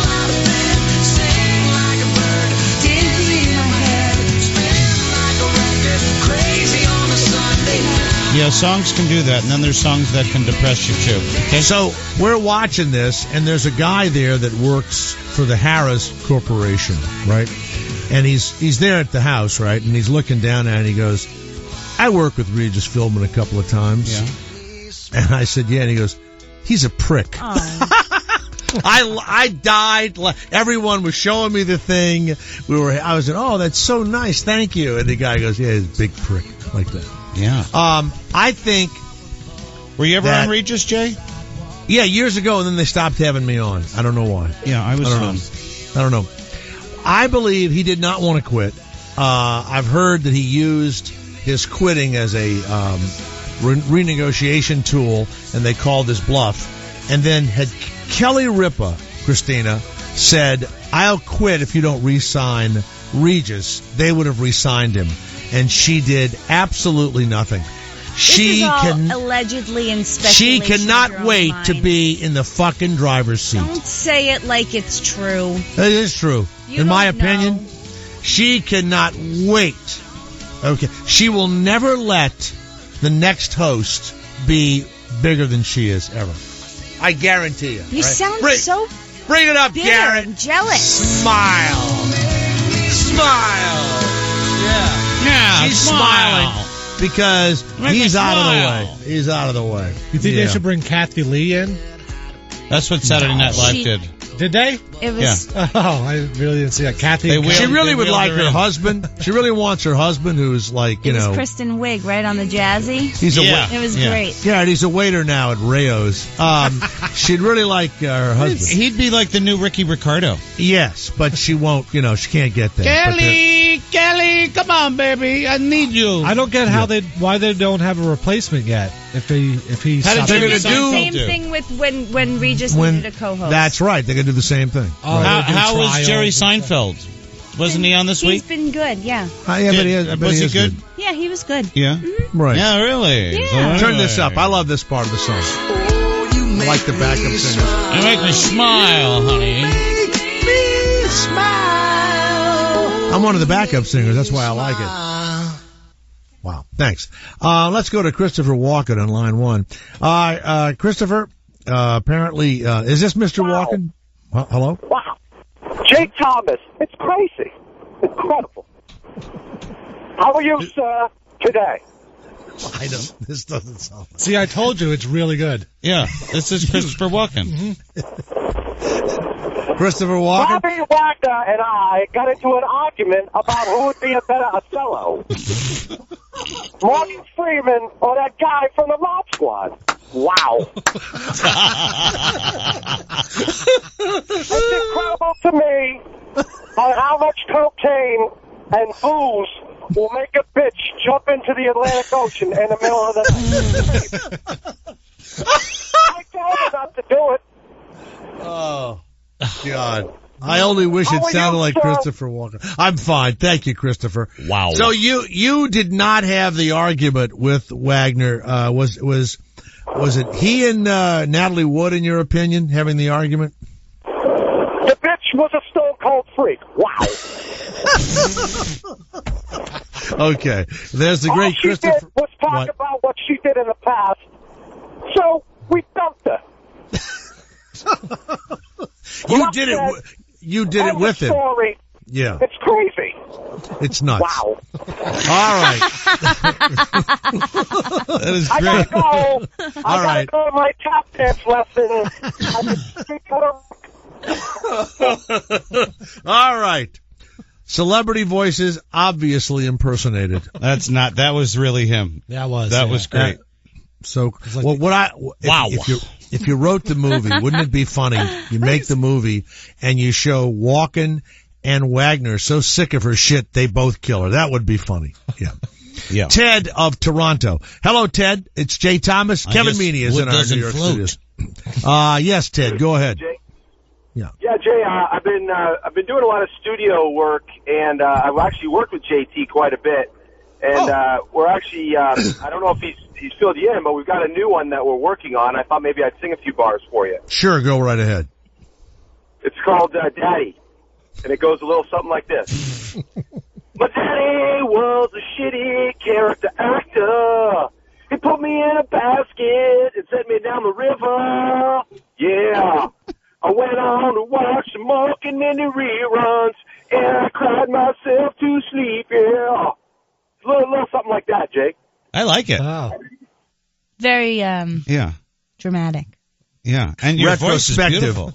When Christina, finally gets rid of me. Christina, wouldn't you like Garrett and me and Kevin and Shuli and Ira? Wouldn't you like all of us out of the way? No. Just like, oh yes, you would. No, just like you. Kelly. Just you. Oh, all right, there you go. You'd like me out of the way. And if they came to you and said, look, Jay's threatening to quit, and we are going to call his bluff, take over the show. Mm-hmm. What would you do? What would you do? We would definitely take over the show. Would you say no? If Jay goes, I quit too. No. Oh, no. No. Yeah, that's right. That's what Kelly Ripa did. Yeah, absolutely. Kelly Ripa has a bank account the size of a small country. I have nothing. Guess what? I can't quit. Money doesn't mean anything. I guarantee you there aren't. Christina, will you pay me $30 a week? I would absolutely. Fort Knox could Did not you just hold. up your price with me? Yeah. Fort Knox. I thought maybe I get a little bit more. Hold on a second. Fort Knox could not hold Kelly Ripa's ego. Well, yeah. There's nothing in Fort Knox, Jay. Yes, there is. It's all gone. Ed of South Carolina.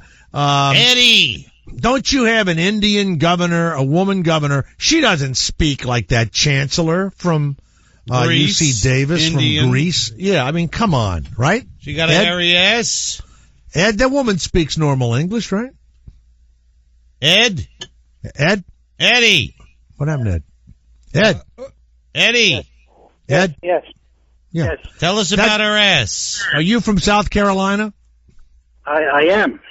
Doesn't your governor, who's from India, speak like a South Carolinian? She does. I think she might have been born here. I'm not sure if she was, came over on a boat or something. Oh, I see. Ed, what can we do for you today? Ed, we're at your service. What can we do?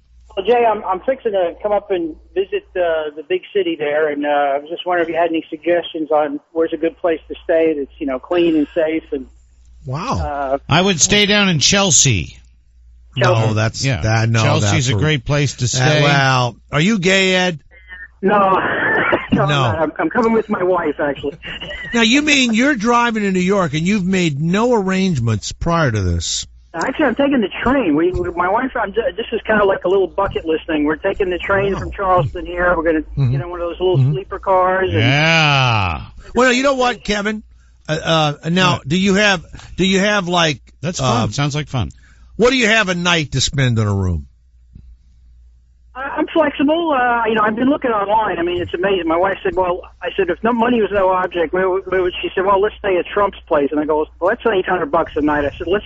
No, you know what? I mean this. And the hotel that I stay in is not the greatest hotel, but you want to stay, and I mean this. I've learned you want to stay near where Sirius is. You want to stay at 47th and, Jay, how about the Empire Hotel? The Empire Hotel's very. The Empire you know what's Hotel. a great one? By the park, the Excelsior Hotel. Excelsior. You will love that one. That's cheap. I mean, they're not great hotels, but they're clean and you're right downtown. No. The Excelsior Hotel overlooks the Natural History Museum. It's beautiful, but you'll have to take cabs everywhere. But if you want to be right in the middle of Broadway, right across the street from the David Letterman studio and all that, there's the Manhattan Hotel, and then there's a Sheraton right there. Oh, and there's horrible. tons of them. No, the Sheraton just been completely remodeled for $100 million. Yeah. It's a Sheraton. Most of the hotels I've seen are running I think 300 is the cheapest. Stay at the Sheraton, you'll be happy. All right? Sure. And because there's a bunch of Sheratons. And then, you know what? Call us back and we'll have you come up to Sirius XM, see the studios. Go to the 414 Hotel. It's in Hell's Kitchen. Don't go there. No, it's really cheap. It's a beautiful little boutique hotel. Yeah. All right. Well, Ed, you know what? You're from South Carolina. Go to the Sheraton, that neighborhood. There's all the Broadway shows, and go see Wicked. No, don't see Book Wicked. of Mormon. No, the guys, Jersey Boys. Jersey Boys. Go see Jersey Boys. Go see Jersey Boys. I was thinking about the $1 Million Quartet was the other one I wanted to go see. Go see Jersey Boys. All right. See you later, Ed. Thank you very much. Hi, Eddie. Don't ask anymore. Wilbur. Let's go to Keith of Kansas. Yes, Keith, does the University of Kansas have some chancellor that barely speaks English? Yeah. Yeah, she's just exactly like that one, only everybody's got it wrong, Jay. She's not the chancellor. She's the janitor. All right. I don't know what news organization showed that deal, but she's the janitor. I've been out there. I've seen her. She was cleaning puke out of the bathroom stalls. Yeah. Thank you, Keith of Kansas. Thank you. After janitor, he was out of material. Jason of Texas. Hey, what's going on, Jay? Yes. Hey, this whole thing with Regis and Kelly, I know a couple months back they started doing, they were sending out, looking for a replacement and all that stuff. I think the whole thing is just like a big scam on people. I think that ever since Oprah was gone, they needed a woman to take that spot, and I think that's what they're trying to do with her. I don't watch that show or anything, but it seems like that's what happened. And, they don't. Well, the reality is this. I mean, let's be honest. Regis was just like Joe Paterno, in his 80s, and didn't want to leave. And it's over. That's it. And the audience is getting younger. Look, Christina loves Kelly Ripa. You don't care about Regis Yeah, no, Philbin. I've been watching that show since, the early 90s. You don't care that he's gone? Yes, I It's do her. very much. I love Regis. Everybody loves Regis. Of course, how can you not? He's Well, hilarious. Yeah. Especially the last 2 weeks of the show. Well, then why do you think ABC got rid of him? Well, because they're not, networks make mistakes. They should have given him anything he wanted. Mm-hmm. They're trying to make the new Oprah. They're going to use Kelly to do it. Yeah, but Oprah is afternoon. Kelly is morning. Yeah, but still, what's the difference? Just a lady on TV talking about it. All she had to do was say, I'll quit if Regis goes, and they would have made the deal. That's all. They were cutting his salary. All right, thank you very much. That's it. I'm telling you right there. That's it. And then our new theory is that Christopher Walken and Robert Wagner may have thrown Natalie Wood, who was a dope and alcohol-crazed bitch that evening. Oh, my allegedly. God. That's terrible to say. She's into the You water. can say whatever you want about her. Alleged. No, you could just say... Alleged. Nope. Stay where you are. You'll hear a ESPN man speak like men speak when men are at athletic contests, okay? And the way that we ought to be able to speak, and there ought to be a sign on all sporting events, especially football, baseball, and basketball, that says these are games being played by men, and there's going to be violence, there's going to be some cursing, and there's going to be stuff that men do when they watch sporting events. And if you are some chicken shit or some kid or some religious nut or some woman, be careful, okay? So you'll hear a guy just talking normally, okay, and getting in big trouble. And then you'll hear a doll, a horrible, horrible baby doll. Jay Thomas. It's the Jay Thomas Show. Afternoons. The Jay Thomas Show. Are you kidding? We were the hot new thing. Stars 2. Sirius XM 104.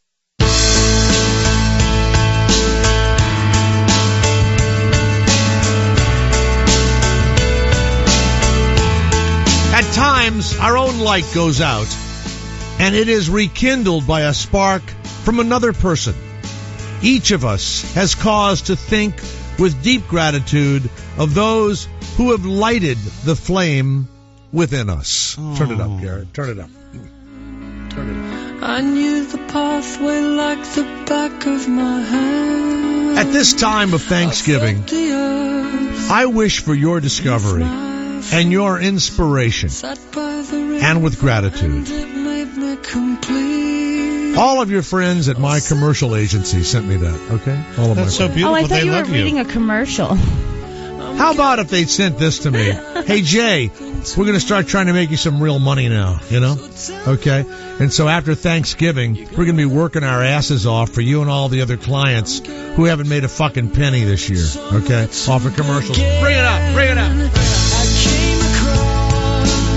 Don't send me your bullshit about when the fucking light goes out and you get a spark from another person. Why don't you put a spark up your ass? Up your ass! And get Kevin jobs and get me jobs. And don't send us these bullshit cards. Yeah. Asshole. Each of us has a cause to think with deep gratitude of what? Of what? Happy horse shit. That's what I say. As an agent, just book us. We'll give you your 10% and like you. We don't need your Thanksgiving or your holiday wishes. Message. Same thing with you companies out there that are about to send these meaningless Christmas cards to your employees. No one gives a shit unless you've made their lives financially better during the year. Keep your fucking card to yourself and your meaningless fucking words of us having a great holiday. Turn it up, Gary.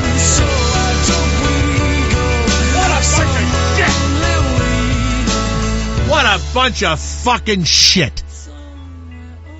How dare they send me that fucking card? Disgusting. All right. Speaking of 10%, how do you get the job where you just get to sell Michael Jackson's nice stuff and keep 50% of it?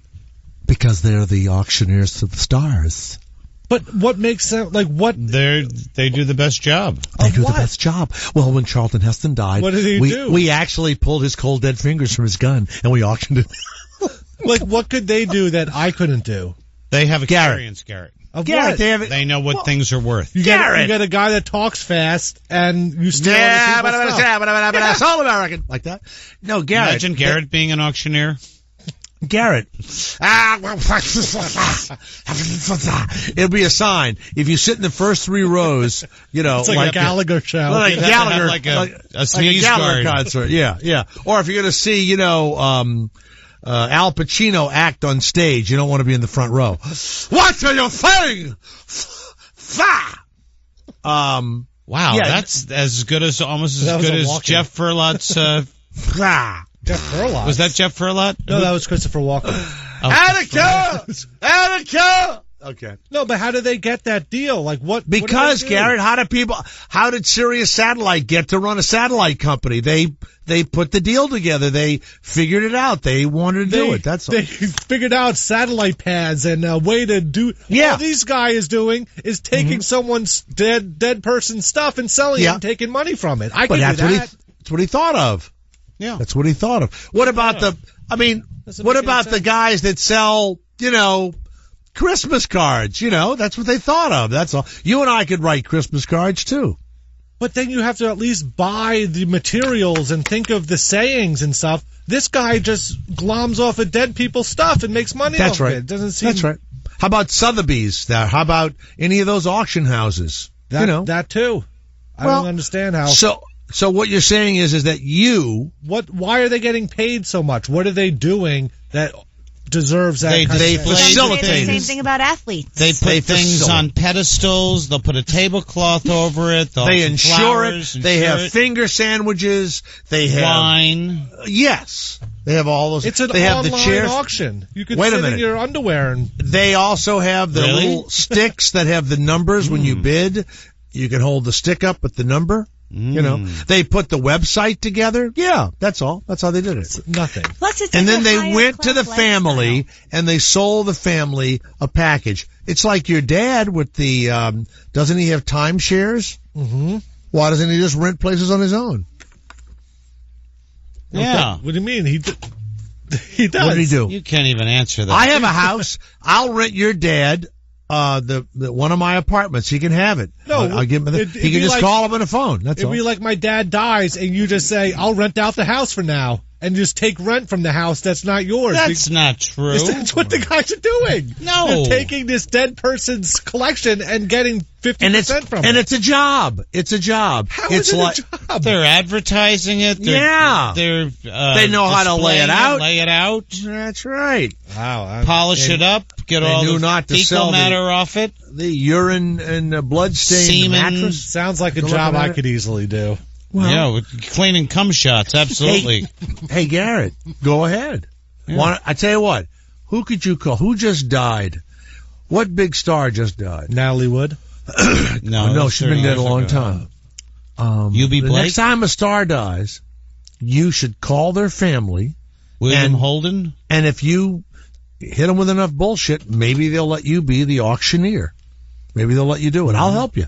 Christina and I'll help you. Yeah. Why don't I just call Michael Jackson and say I'll do it for 10% less than these guys? He's dead. Because then it would be for free. Because you wouldn't know what to do, Garrett, and you wouldn't get the money that Julian's gets. Right. They have a reputation. Garrett does not have a reputation. Eric of Texas, can you explain Have you ever heard of Julian's auctions before this? Yes, I have. You mean auctioneers to the stars? And I love the auction shows too, so I watch those. And my father was an antique dealer. I think what I said I know quite a bit about I think one of the services they provide, shabby chic. And I said it before and I'm going to say it again because I think it's hysterical. When Charlton Heston died, they pried his cold dead fingers from the gun and they auctioned the gun off. Mm-hmm. See? Why did anybody laugh at that? I think that's hysterical. You'll have to get my cold dead fingers. You know, he was gay. Yeah. Let's go to Eric. That's what I heard, allegedly. No, he wasn't. Yeah. Eric of Texas. I heard that. Eric, Texas. Hey, man. Yeah. Garrett epitomizes the problem with all the Occupy protesters. He does not understand the value of providing a service. That's and right. Getting paid for it. That's correct. What You service? are correct. What service? Picking up some dead guy's valuables and selling them? Yeah. You go for free. You take all the worry out of getting rid of that stuff for money for these people. That's right. You itemize it. You do an inventory. You advertise. Right. You insure it. You take care of it. You also have clients. I can understand if he bought the stuff. No, you have and clients. Then did that. You bring clients in. But he's not buying it. He's just doing all the stuff without any risk. He's providing a service. There's no risk involved. He's going to make money no matter what. I don't hear. Even if nothing sells, then he's shit out of luck. I disagree with that. I think that they're making money off the catalog. No. I think that the 10% or whatever they pay them. No, auctioneers get like 30-40%. Not this auction. No. You don't think so? No, they're getting Eric, thank you. It's no use. It's no use, Eric. They don't know. They're fools. He's a fool. Yes, Eric, for He's you. a fool. All right, thank you. Let's go to Jay. Jay, you say you have something to add to this controversy of dead stars. What is it? Yeah. You know what? I have a trash hauling business for specialty trash for like movie stars. Same thing. People want the service for nobody knows what kind of shit they're throwing away. Do you know what kind of shit they're throwing away? Wait a minute. You pull up to a movie star's house with your truck, and do you do something with the trash so it can't be identified? Documents, yes, but actual trash, no. But I'm bonded, so people don't. They can rely on me not to tell anybody what kind of garbage they're throwing away. You know, sometimes when I'm throwing away some, condoms, like an old pill bottle or something like that, and it's for, something that I really shouldn't have, but I enjoy. AIDS. Do you crunch those up? How do you get rid of the plastic that has like the drug on it? When we sort it out, it's stuff that has any names on it. Yes, it gets destroyed, and documents get into a furnace where nobody can, even if it's shredded, nobody can put that stuff back together. All right, hold on, Garrett. Do you consider that the same business as the auctioneer service that's being provided, or do you consider Jay's livelihood better than the auctioneer? That is an honest and actual business. Jay's business. Yes. I see. Yeah. Oh, there you go. The auctioneers is just selling stuff that's not theirs and taking money from it. That makes Jay, no sense. is your motto, our business stinks, but it's picking up? I use a lot of trailers, so it used to be called trailer trash. But then I love that. A lot of business through that. Yeah. The other one is our business stinks, but it's piling up. I love all those. Hello. Yes, it is. Hey, big fan, Jay. Thank you much. I'll keep listening. All right, thank you. You notice I didn't ask him who the stars were. Everyone's going, which stars? Because he wouldn't say which stars. No, he wouldn't say. He wouldn't. Not if he's, Well, now you've got something that I never thought would happen. Tell us, The Jay. phones have lit up with auctioneers and auction houses calling. Mm-hmm. Now, I've been doing this a long time. Okay, and I never know how they. You have the Marconi Award, right? I do. I did win that. Sure. You think I'm joking, don't you? But I won it when I was. I have a DJ. painting of Marconi's ancestral home. Do you know where that was, Jay? Actually, it was in Pennsylvania. No, it was in Ireland. Who's on line one? Look it up. Who's on line one? Jason in Texas. Jason, you have an auction house? No, I work for a family-owned auction house. We sell like agricultural, tractors and stuff like that. There you go. So Garrett thinks that your business is useless. That is not true. I'm saying with Michael Jackson stuff. Well, no. Here's first of all, you have to be licensed by the state you live in to do an auction. So you have to have a driver's license. No. Yeah. You have to have a driver's license. Probably. Don't do that. You have to be licensed through the state to do auctions in that state. Right. And the biggest thing about it is your customer base. We sell farm equipment to people all over the world. So if we have an auction every other month. So if our auction's coming up, people that live all around us can bring their farm equipment or whatever the hell they want to sell, pickup truck. Well, it doesn't matter what it is. They can Jason, we only have another minute. Jason, basically what you're saying is Garrett is a stupid asshole. Yeah, pretty much. Okay, thank you very much. Don't ever say anything like that again. Yeah, Garrett, really. Stupid. Yeah, logical things. No, it isn't logical. Really dumb. In a little while, we'll have a guy on who decided to start his own mixed martial arts league. Is that what he did? Almost a fight club kind of a thing, Garrett? No. What do you mean, no? He didn't. He was like a fat, out of shape guy and decided to get in shape and join MMA, like a league.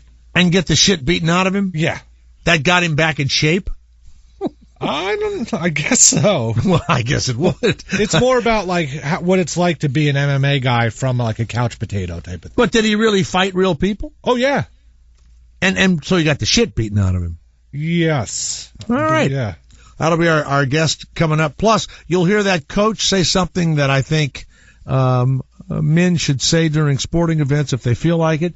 You'll also hear an evil doll.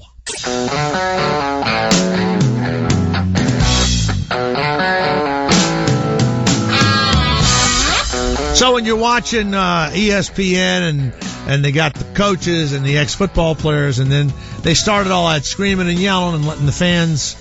You know, when the fans are yelling behind the announcers at the stadium, if somebody walked along that crowd and pepper sprayed it, that would be fine with me. Right or wrong, Garrett?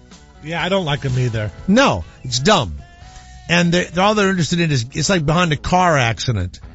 People from the neighborhood jumping up and down. It is fun to see what signs they can sneak in now. My favorite sign was a sign that a woman from Baylor was holding, and they had this big upset of Oklahoma State. And the sign was green, and it was written in black ink, and it said, "We will win this game." It was the best sign I've ever seen. And so when they were driving down the field, Baylor wasn't supposed to win, they'd hold the sign up, "We will win this game." It was like just right to the point, you know? Didn't have any, like, silliness to it. So Lee Corso used to be a football coach at Indiana, and terrible coach, by the way. I don't think he won 4 games. Then they become these big announcers, right? It's like Matt Millen, worst general manager in the history of the NFL, and he's a big announcer. People hate his guts. But he's horrible at announcing, too. Terrible. Idiot. I don't get why people like him so much. He was kind of a famous linebacker, but I think that they're living in the past. Okay. Yeah. By the way, do you not get over athletes within a year or two of their retirement? You're totally over them. Oh yeah. I mean, you will forget that Tom Brady was fantastic. You will just absolutely, like Joe Montana was just, you couldn't see him without. Joe is so great. Yeah, but guess what? You see him now, and he's taking liver pills or whatever he needs to take, or blood pressure or something. It's like, oh please. Fran Tarkenton. And Joe Namath, Joe he looks Broadway like Joe. His body, he looks like a question mark. His ears have gotten so big, Joe's and Namath's his ears. back is all hunched over. Oh my God. Like Wolf Blitzer. He's got a little hunchback. Lee Corso, they were asking him to put on the hat of one of the teams, Garrett, right? Yeah, so he says, a college game day every game. He says the most honest thing. Do you have his apology also? Oh yeah, no, we need his apology. Okay. All right, let's listen carefully to Lee Corso saying stuff that just ought to be able to be said. 1, 2. All right, Carl, how can you pick against that Subaru? Look at that one there. Red, white, and blue. USA. Fuck it. It's hard to hear, but he said, "Oh, fuck it," and he put on the hat, right?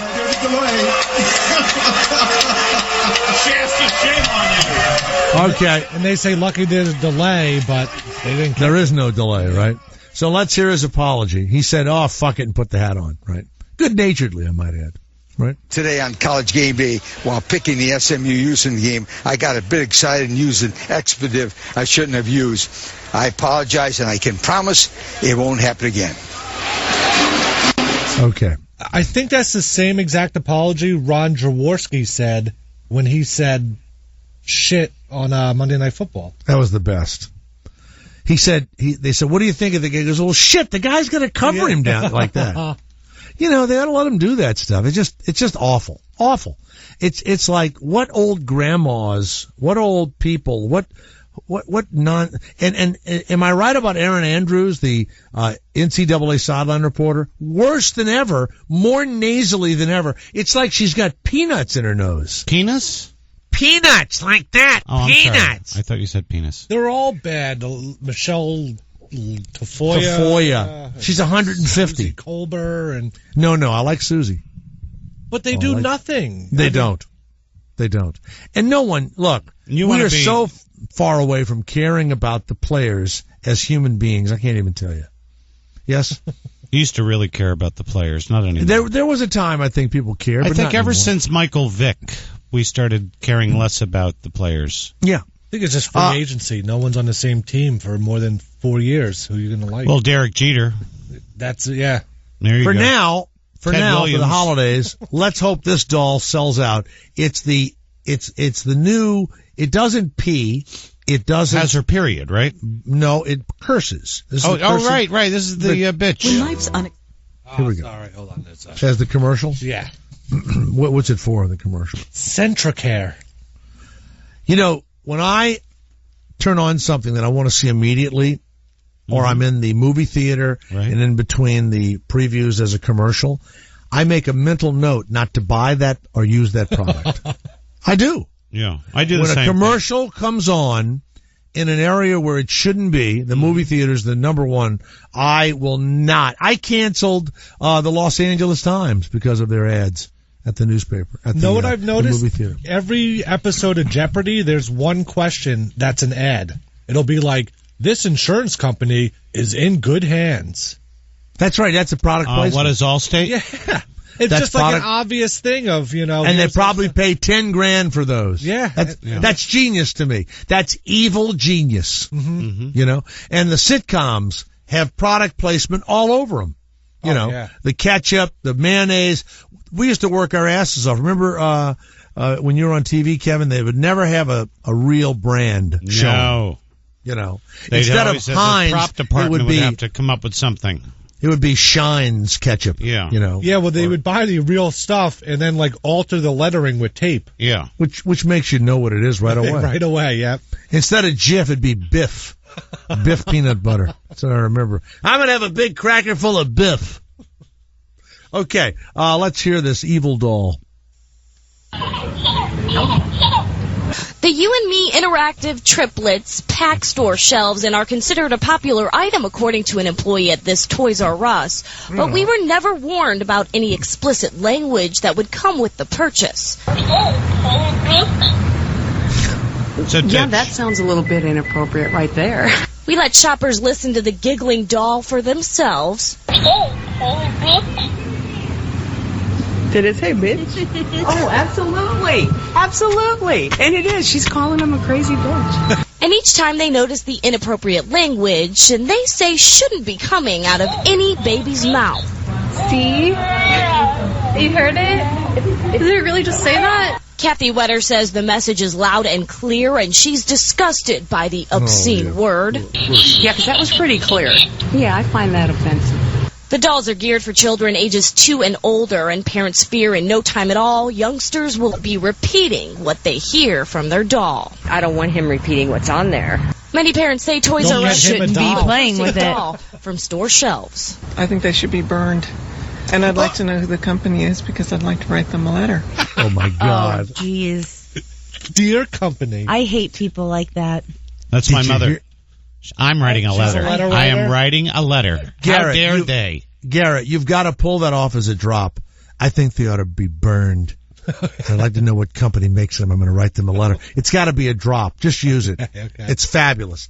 That woman sounded like someone who had been, abused by her father. That's what that woman sounds like. Doesn't she? Yeah, sounds absolutely. like these women that are at these feminist abused things. by Jerry Sandusky. My father abused me! And you look at it and what's weird is you ask the question, why would somebody pick her to abuse? You know what I'm saying? It's always, somebody, really nutty, nutty. I don't know why they have cover bands. I don't mind hearing some band songs, but these bands that, like the Fish cover bands and all that just play that one group songs is very weird to me. What if it's a band that's not around anymore? Like, what if it was a Nirvana cover band? I think that's weird. But because you can't see Nirvana, so what if you wanted But not every one of their songs was a smash. So play a set of Nirvana, play a set of, Metallica or whatever, or Bon Jovi, but not every song. I mean, not 2 hours. What if you're a fan of Nirvana but not a fan of Metallica? Why would you go see that cover band? I don't know. How about there are no cover comics? No, why don't we have somebody covering? There's never been a cover comic. Why not? I don't know, because it would be kind of fun to see. Richard I guess, Pryor. Wouldn't that be just a hack? Carlos Mencia? There are shows that, like, they did. Somebody did George Carlin. Not George Carlin. They Lopez? did.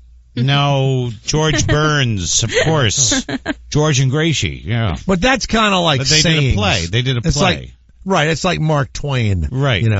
So no, I just totally disagree. If you don't have a cover comic, why don't you have you don't need a cover band. I mean, so this Bon Jovi cover band is playing. Well, they had Gallagher too. Cover bands. That was his brother. Yeah. Cover bands. And then the brother wouldn't stop performing, so Gallagher and his brother had a split. I think he sued his own brother. Gallagher was sick, and so he had his brother finish his tour out. Mm-hmm. Isn't that what happened? Yes. Yeah, right. He lent him it for a while, then he didn't. Then the brother wouldn't quit. Yes. So I think he's. Yeah, then Gallagher got upset. This is a Bon Jovi cover band. The guitarist quits right in the middle of the show. Here we go.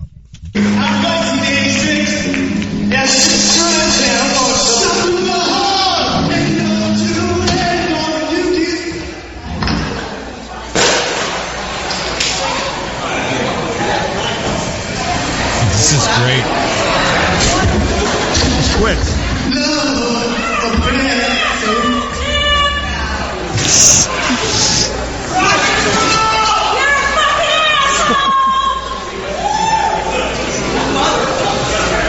Oh, that is brilliant. So he was mad at him over money or something, and just we don't know. It was just like a 15-second clip of they start the song.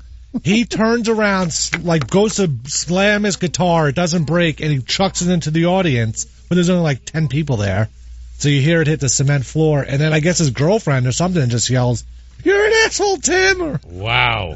Don't you think it's the woman that almost was hit by the flying guitar? Could have been. That's what I think. Yeah, but there's no follow-up.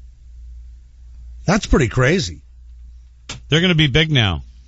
Yeah. I'm being told that Jim Brewer does the comedy covers. He has people do. Yeah, he has a whole act with it. Wow, I've never heard that. Cover bands are a lot of fun when you're at the bar with your friends, right? And you're at by a beach somewhere. Yeah, but yeah. I wouldn't buy a concert ticket for one of them. No. Or you wouldn't buy their album. Well, no, because I probably already have the album. Right. At jthomasshow@gmail.com. DeBar, I don't know who this is. Jay, what are your thoughts on this very sad story? Staten Island, an off-duty police authority. Now, Garrett, you have to put the picture of this dog at jthomas.com along with the pictures of the cops spraying some of our, some of the greatest people on earth. Can you make it spray the dog? The dog is dressed in a Jets jersey, staring directly at the camera. So cute. He is so cute. The dog jumped out of the car with his Jets jersey on. Who's number 28? Arrivas is 28? Curtis Martin. Curtis Martin, 28? Yeah. And the dog jumped upon a little pug dog, and the guy gets his gun out and shoots Bobo the Doberman. Killed him. Bobo who was molesting the little dog? Yeah. Bobo was biting on the little pug. Oh. The owner says they weren't really doing anything yet. They were just kind of growling and sniffing each other's buttocks and stuff. Yeah, right? yeah. The officer asked. What's wrong with that? The guy's name is Mazzola. It's not. Is the dog friendly? Said, and Mr. Mazzola recounted, yeah. Mazzola said they were doing what dogs do. They were growling, okay? And he wanted to go in and separate them, but the officer pulled out his gun and just shot the dog. He almost killed me, said Mr. Mazzola. Oh. He shot my dog in the heart.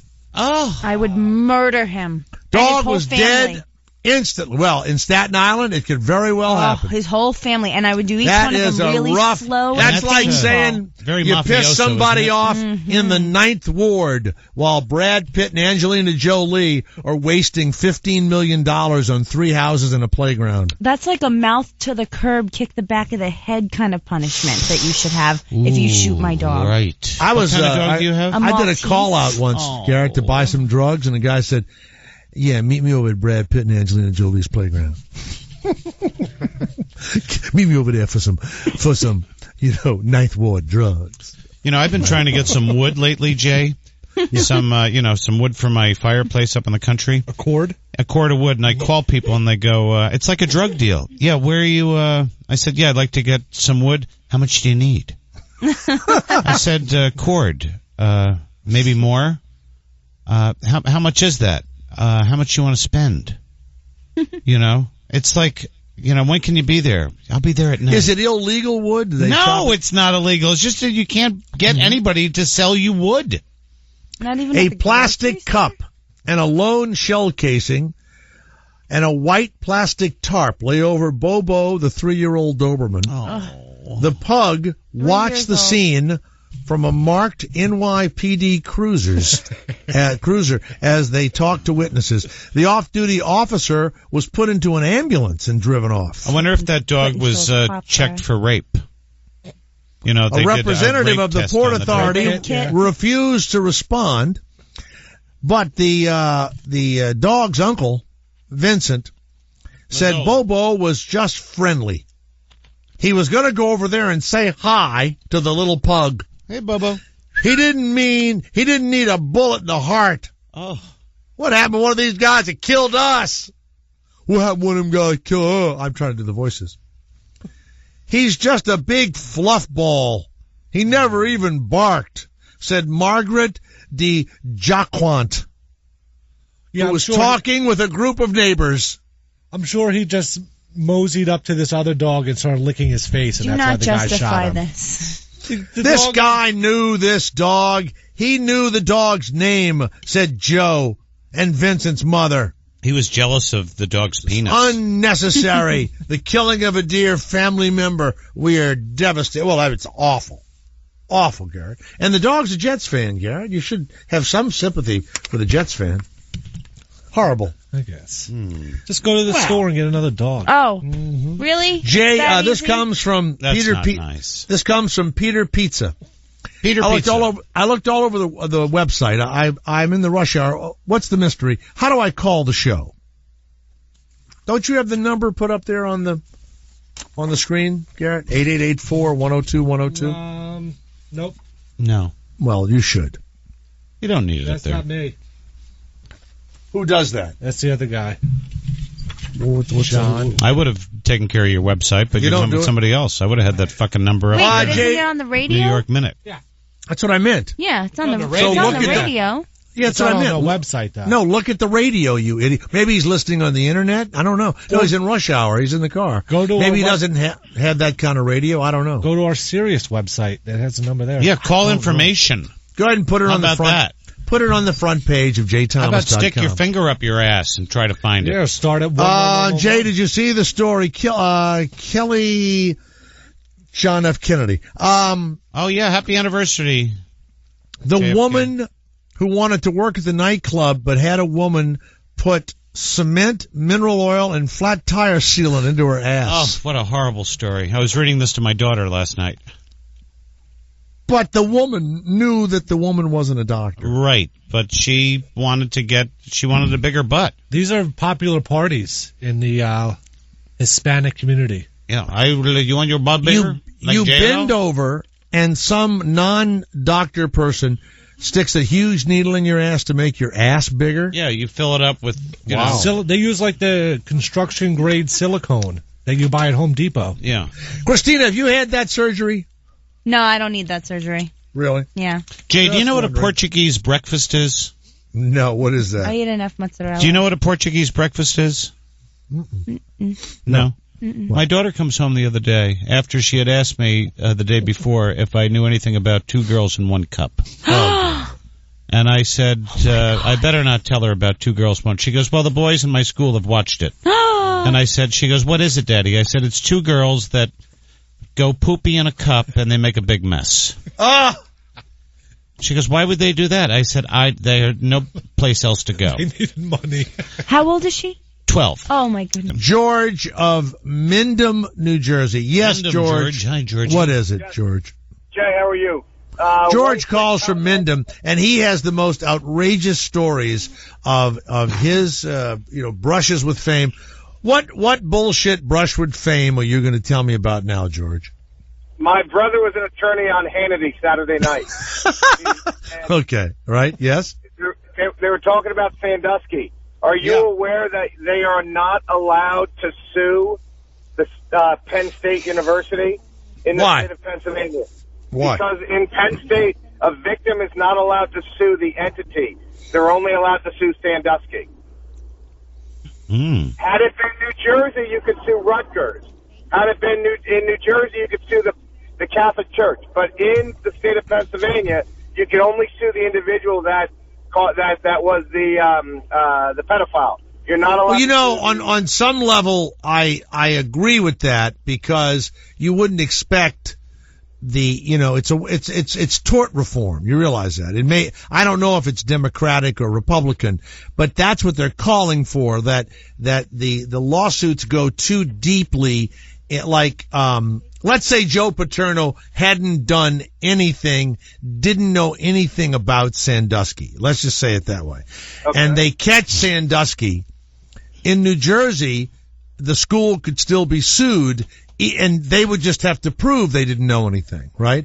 But you would go so deep into the lawsuit that I think that's when people talk about tort reform, which is, having lawsuits that cap what the responsibility of the person is to pay and all that kind of stuff. So, but in this case, you would think that people that covered it up could be sued. I wonder. Well, that's just it. On the show, they also had a judge, and he made the comment that the lawyers are going to have to speak to the judge and get the judge to rule that because of the type of crime, and it's not a he said, she said, and the victims involved, that it's so heinous that Penn State should be held somewhat liable to this. But it's up to the judge to make that ruling. But right now, as the law stands, they are not. Penn State is immune from any type of legal damages. Well, maybe they could sue the charity that he started, the Second Mile. They've got absolutely money. Oh, they can sue. They can sue. They can't sue the charity. It's my understanding they cannot because you can only sue the individual. You cannot. Well, now wait a minute. I would sue Joe Paterno personally. I would sue the coach, Query, personally. Yep. I would now. First of all, if Query didn't go to the cops, and if that janitor didn't go to the cops, they're going to be indicted for covering up a crime. I cannot watch a crime and not report it. It's against the law. I can't do that. I can't watch a robbery and a person go in with a gun and rob a jewelry store and let it happen. And if they say, "Didn't you just see what happened?" and they know I did, and say, "No, know nothing." I don't think you can do that. Right. I don't know. But what about Sergeant Schultz? Jay, the only problem is though, these people once they have paid their lawyers for the defense, they're going to have no money left over anyway. But if the lawyers do it on not consignment. Pro bono or contingency. I understand. No, on a contingency. No, the lawyers get 1/3. So they will gladly sue Sandusky. Sandusky's insurance company will have to pay, or he'll lose his home. He has a pension. He was probably paid pretty well at Penn State. So he might have a portfolio of a few $1 million. I mean, he might have money. So they can sue that. Joe Paterno put his home in his wife's name in the summertime. Correct, now, for $1. The only reason you would do that is to begin protecting your assets. There's no retirement, there's no investment situation in a what do you call it when you have to you and your wife split stuff? What is it called? In a community property stuff, right? There's no reason. I've been down that road. That's right. There's no reason to do it unless you're trying to hide it. And so Joe Paterno knew something was going to happen. Well, George, thank you. Your brushes with fame are always amazing. Jay, Thank you. One last thing. Is Christina? Can I ask Christina? Does she know the difference between a slice of pizza and a blowjob? No. What is it? You don't know the difference between pizza and a blowjob? Just give us the answer. Would you What? like to have lunch tomorrow? All right, get rid of him. I hate that shit. Why do they do such old jokes and then comics work That's their not an asses old off? joke. That's a great joke. That joke's 100 years old. Have you heard that before? Oh God, Garrett, you've heard that before, haven't you? I thought it was going to be like burn the top of your mouth or something. No, let's have lunch tomorrow. Never. Hey, what's the difference between a pizza and a blowjob? Yeah, let's have lunch. I don't know. Let's have lunch tomorrow. Hey, let's have lunch tomorrow. Yeah. Thank you, everybody. It's so great to be here. By the way, the woman that put the cement in the woman's ass was born a man, but acts like a woman. Mm-hmm. So it's not a. Maybe I could meet her down on Boogie Street. Right. Nick of Maryland. Nicky. Hey, I want to know if you got any update on this captain with Natalie Wood murder that's saying some foul play occurred with... Well, we talked about it earlier. The captain is recanting stuff and saying that he has gone to the police and they're going to reopen the investigation, and that he's basically saying that Robert Wagner may have had something to do with the death of Natalie Wood.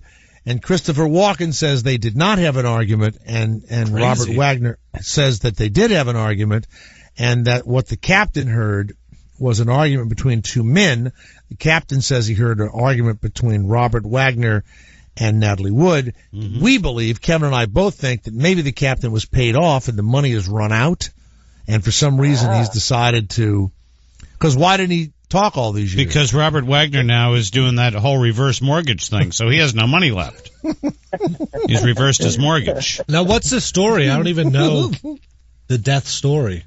They were on a cruise ship? They were on a cruise ship. No, their yacht. Their yacht out by Catalina Island in L.A. They were L.A. all doing a movie, but Wagner and Natalie Wood had been married twice to each other, and they were having a contentious relationship. And a beautiful, absolutely gorgeous couple. He was so extremely handsome. She was so absolutely gorgeous. Frightened to death of water. She did not like to be on the water.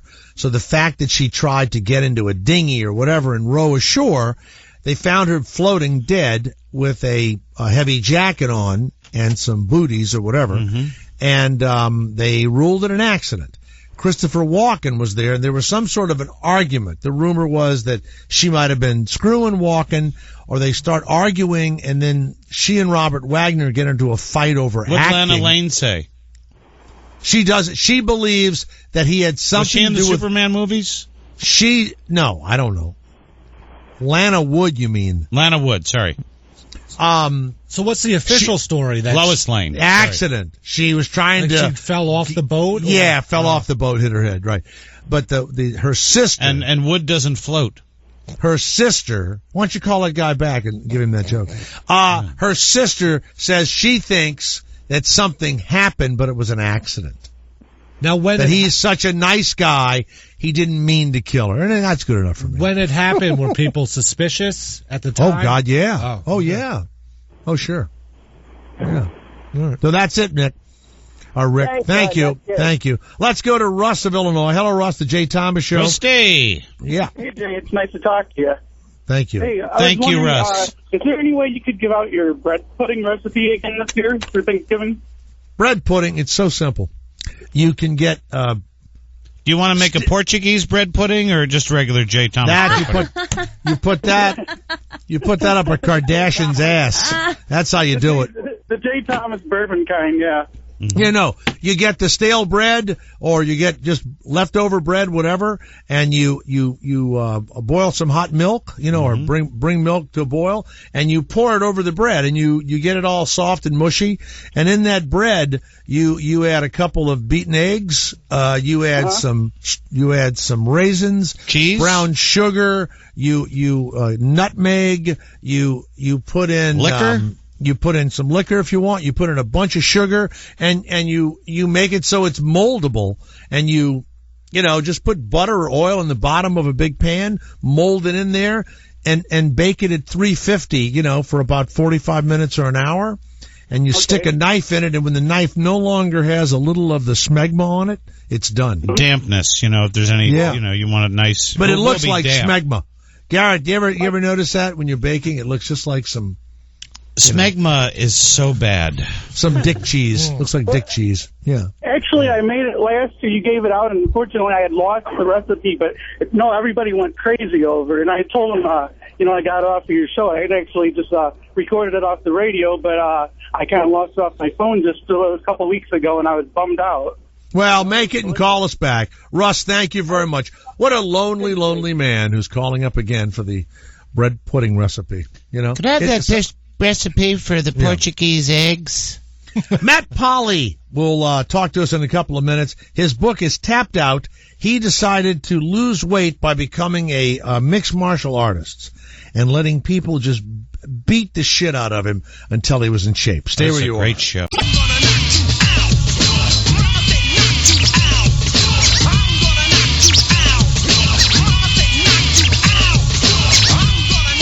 So everybody's, trying to lose weight. They have all these diets and all this kind of stuff. And the reality is, yes, you stop eating or you work out so much that you burn many more calories, than you're intaking. That's it.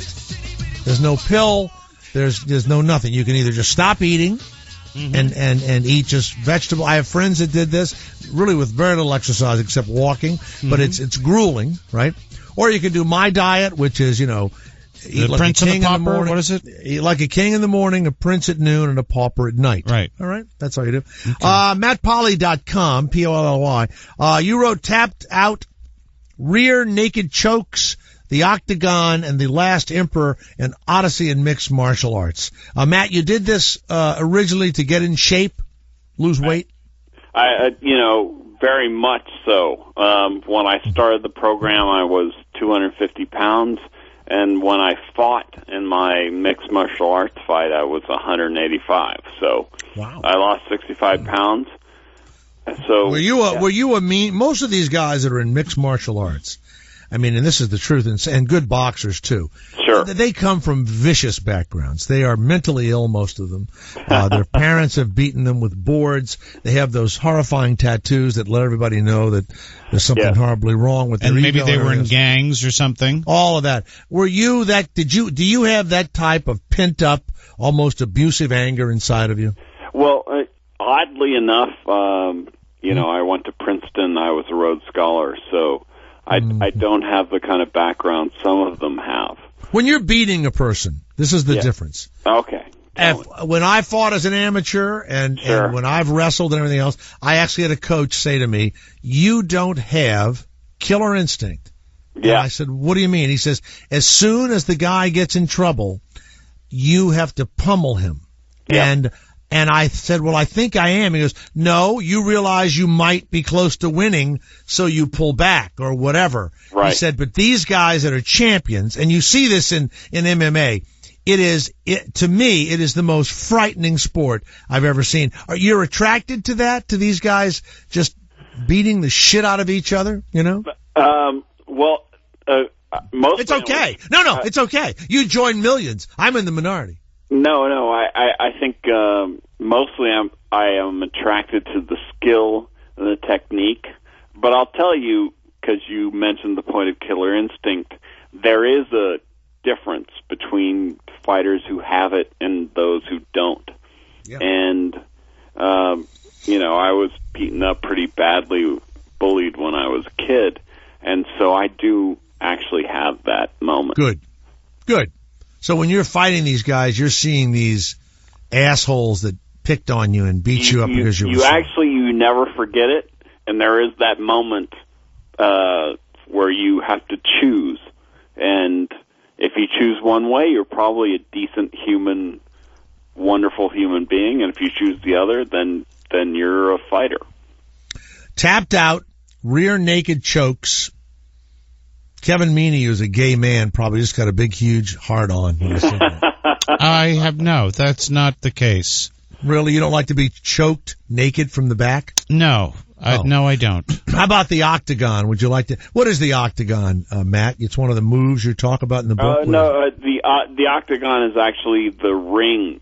Oh, that's right. It's one of the first things they designed. They designed a cage, but they made it octagonal shape. It's not a cock ring type thing? It could be. Okay. If you need a wrench to get a condom on, it is, it's an octagon. Exactly. And then the last emperor,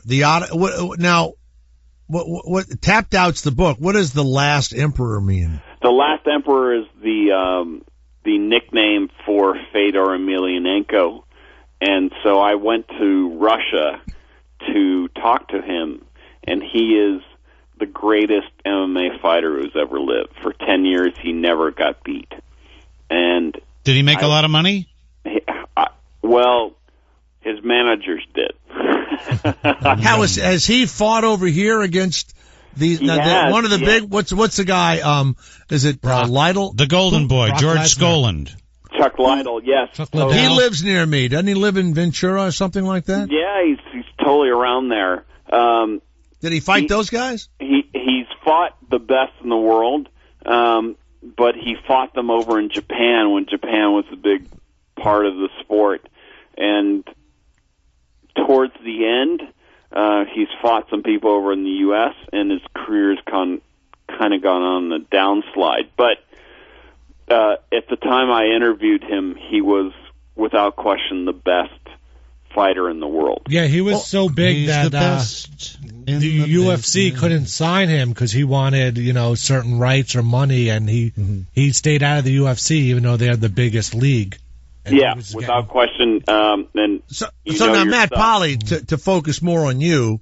Yes. Is there a gym somewhere where you lived, and you, or did you go overseas and you just walk up and go, "I want to learn how to do it," and you're kind of this big fat guy that eats fast food and stuff? I know. Is that it?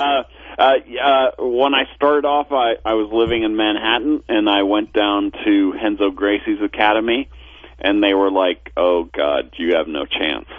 And then I went to Phil Nurse at the Watt, and he was like, "Oh, God, you have no chance." And then eventually I went to Randy Couture's gym in Las Vegas and trained with them. And so slowly over the process, I learned what I needed to learn to get into the ring and have an MMA fight and win it. What does the MMA stand for now? Mixed martial arts. Mixed martial arts. Do you put do like wax on, wax off? Yeah, well, interesting enough. Buff the car, paint the fence? Exactly. 15 years ago, I went to the Shaolin Temple in China and studied Kung Fu with the monks there and wrote a book called... Do the monks wear underwear? They wear whatever they have. Right, okay. How can you be a monk and learn and then learn something where you beat the shit out of people? No, just control. It's all about control. Honestly, I think the Kung Fu is a form of spiritual development. But beating the shit out of other people, it's about being in the moment. And so in a weird way... When your foot strikes the guy's face, that's somehow spiritual? No, actually, I think being in the moment so that you're aware of every moment helps. And there is absolutely nothing like Kung Fu competing. Well, no, actually, when you're in the ring fighting somebody, you're never going to be more clear than you are. Did they throw you in there before you were ready and just let somebody work your ass over to find out if you were going to stick it out? No, they actually were pretty gentle with me. Huh. They knew I was writing a book, but I did get beat on extensively. And I had one moment Do you wear a cup when you're in there on your genital area? Cups aren't very useful. Okay. Because if you get kicked in the cup, right, it kind of reverberates around anyway. Mm-hmm. It makes your balls ring like a bell? They do. It rings like a bell, and you wish you were queen. So what instead of a cup, what would you wear? Just like a nice pair of tight underpants? Yeah, very, very tight. Mm-hmm. Tight. Matt, be careful. He may be doing it for other reasons than the interview. I'm asking a question, Jay. MatthewPolly.com. Now, Matthew, you lose the weight. You fight the guy. Do you break your nose? You have your tight the way? Underpants on. Do you lose teeth? I mean, what happened to you while you were on your way to your first fight? No, I got my ribs cracked. Good. Caught a staph infection and got my nose broken. Did you ever shit your pants? No shitting my pants, though. Okay. Now, that happened to me once while I was on stage. What? Well, there you are. What crippled blind person did they book for you to beat in Las Vegas? Okay, I'm sorry, but a guy, a PhD candidate, Ivy League, writing a book, and then he wins the fight. It's a little unbelievable. Mm-hmm. It is a little bit. We had to search No, actually, my opponent Danny was Bonaducci. Yeah, my opponent was worked out at Nellis Air Force Base, and he nearly knocked me out twice in the fight. So wow, there were several times where I was staggered and didn't know where I was, and it just turned out that I hit him harder than he hit me. Now, can we watch this online? Yeah, totally. Okay. Just go to MattPolly.com.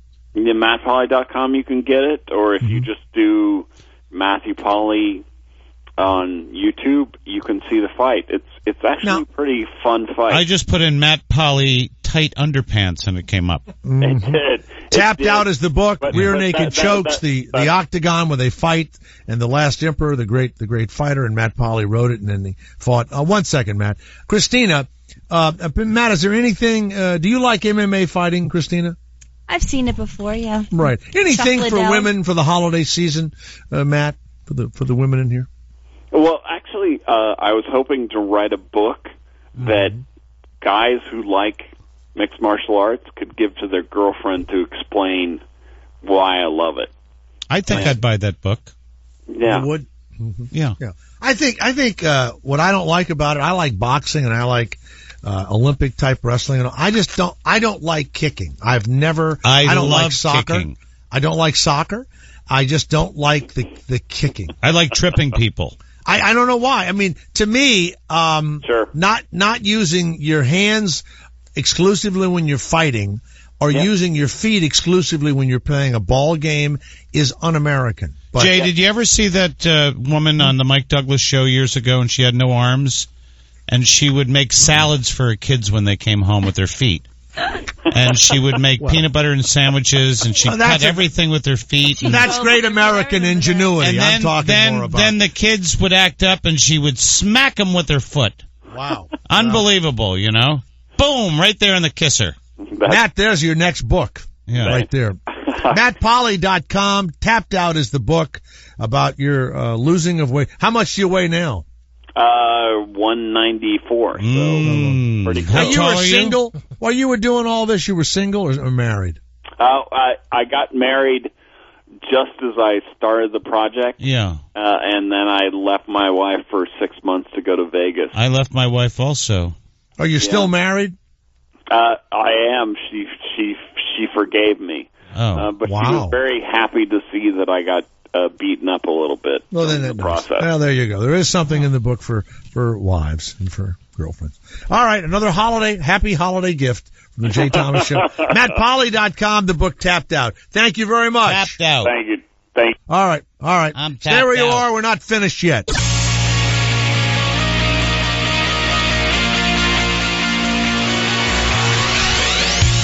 Well, we got a scathing email from, I guess we can say this, Han Solo. No one will find him. This is Mitt Romney's He favorite listens song. constantly. Loves the show, listens to the replays and everything else. What happened today with Hans? He's very upset that Garrett and Ira have incredible phlegm and they can't clear their throats. It's revolting. Is there a reason they can't take some sort of allergy pill to relieve their congestion? I totally agree. I think the same thing with you. You need to take, I just say Claritin because it's kind of a popular thing. Not that they pay me. They're suffering from some constant snot drip, and they're suffering. And so, what did they teach you when you went to radio school, Jay, about phlegm? How did they deal with it back then? To be honest, when you're doing voiceovers and you have too much saliva in your mouth, or you're thinking you're going to, you're supposed to take small sips of water, not big ones. Room temperature water or cold? Yeah, room temperature. Like I have some water now. So, have you ever had a saliva substitute? No. 1, 2. I have a lot of saliva too. 1, 2. Maybe that's why 3, you and Garrett gets 4, very along. 5. Hold on. 1, 2, 3, 4, 5. Now I'm going to take some sips. Wait.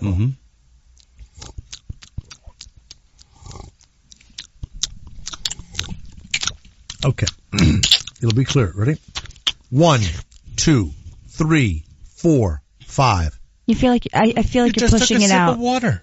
Much clearer though. Of course. Much clearer. Sharper. You're pushing it out more. Much clearer. It's like you're speaking from your diaphragm I'll push more. out too. Let me push out and you push in. One more thing, Jay. Right? You skipped the Kristina. One more thing. No, Kristina has the food taste of a 6-year-old. Yes. And a naive child with reviews on everything. True. Kevin Meaney is out of touch. Portuguese breakfast Friday. He's out of touch. With Santa. And one more thing, Jay.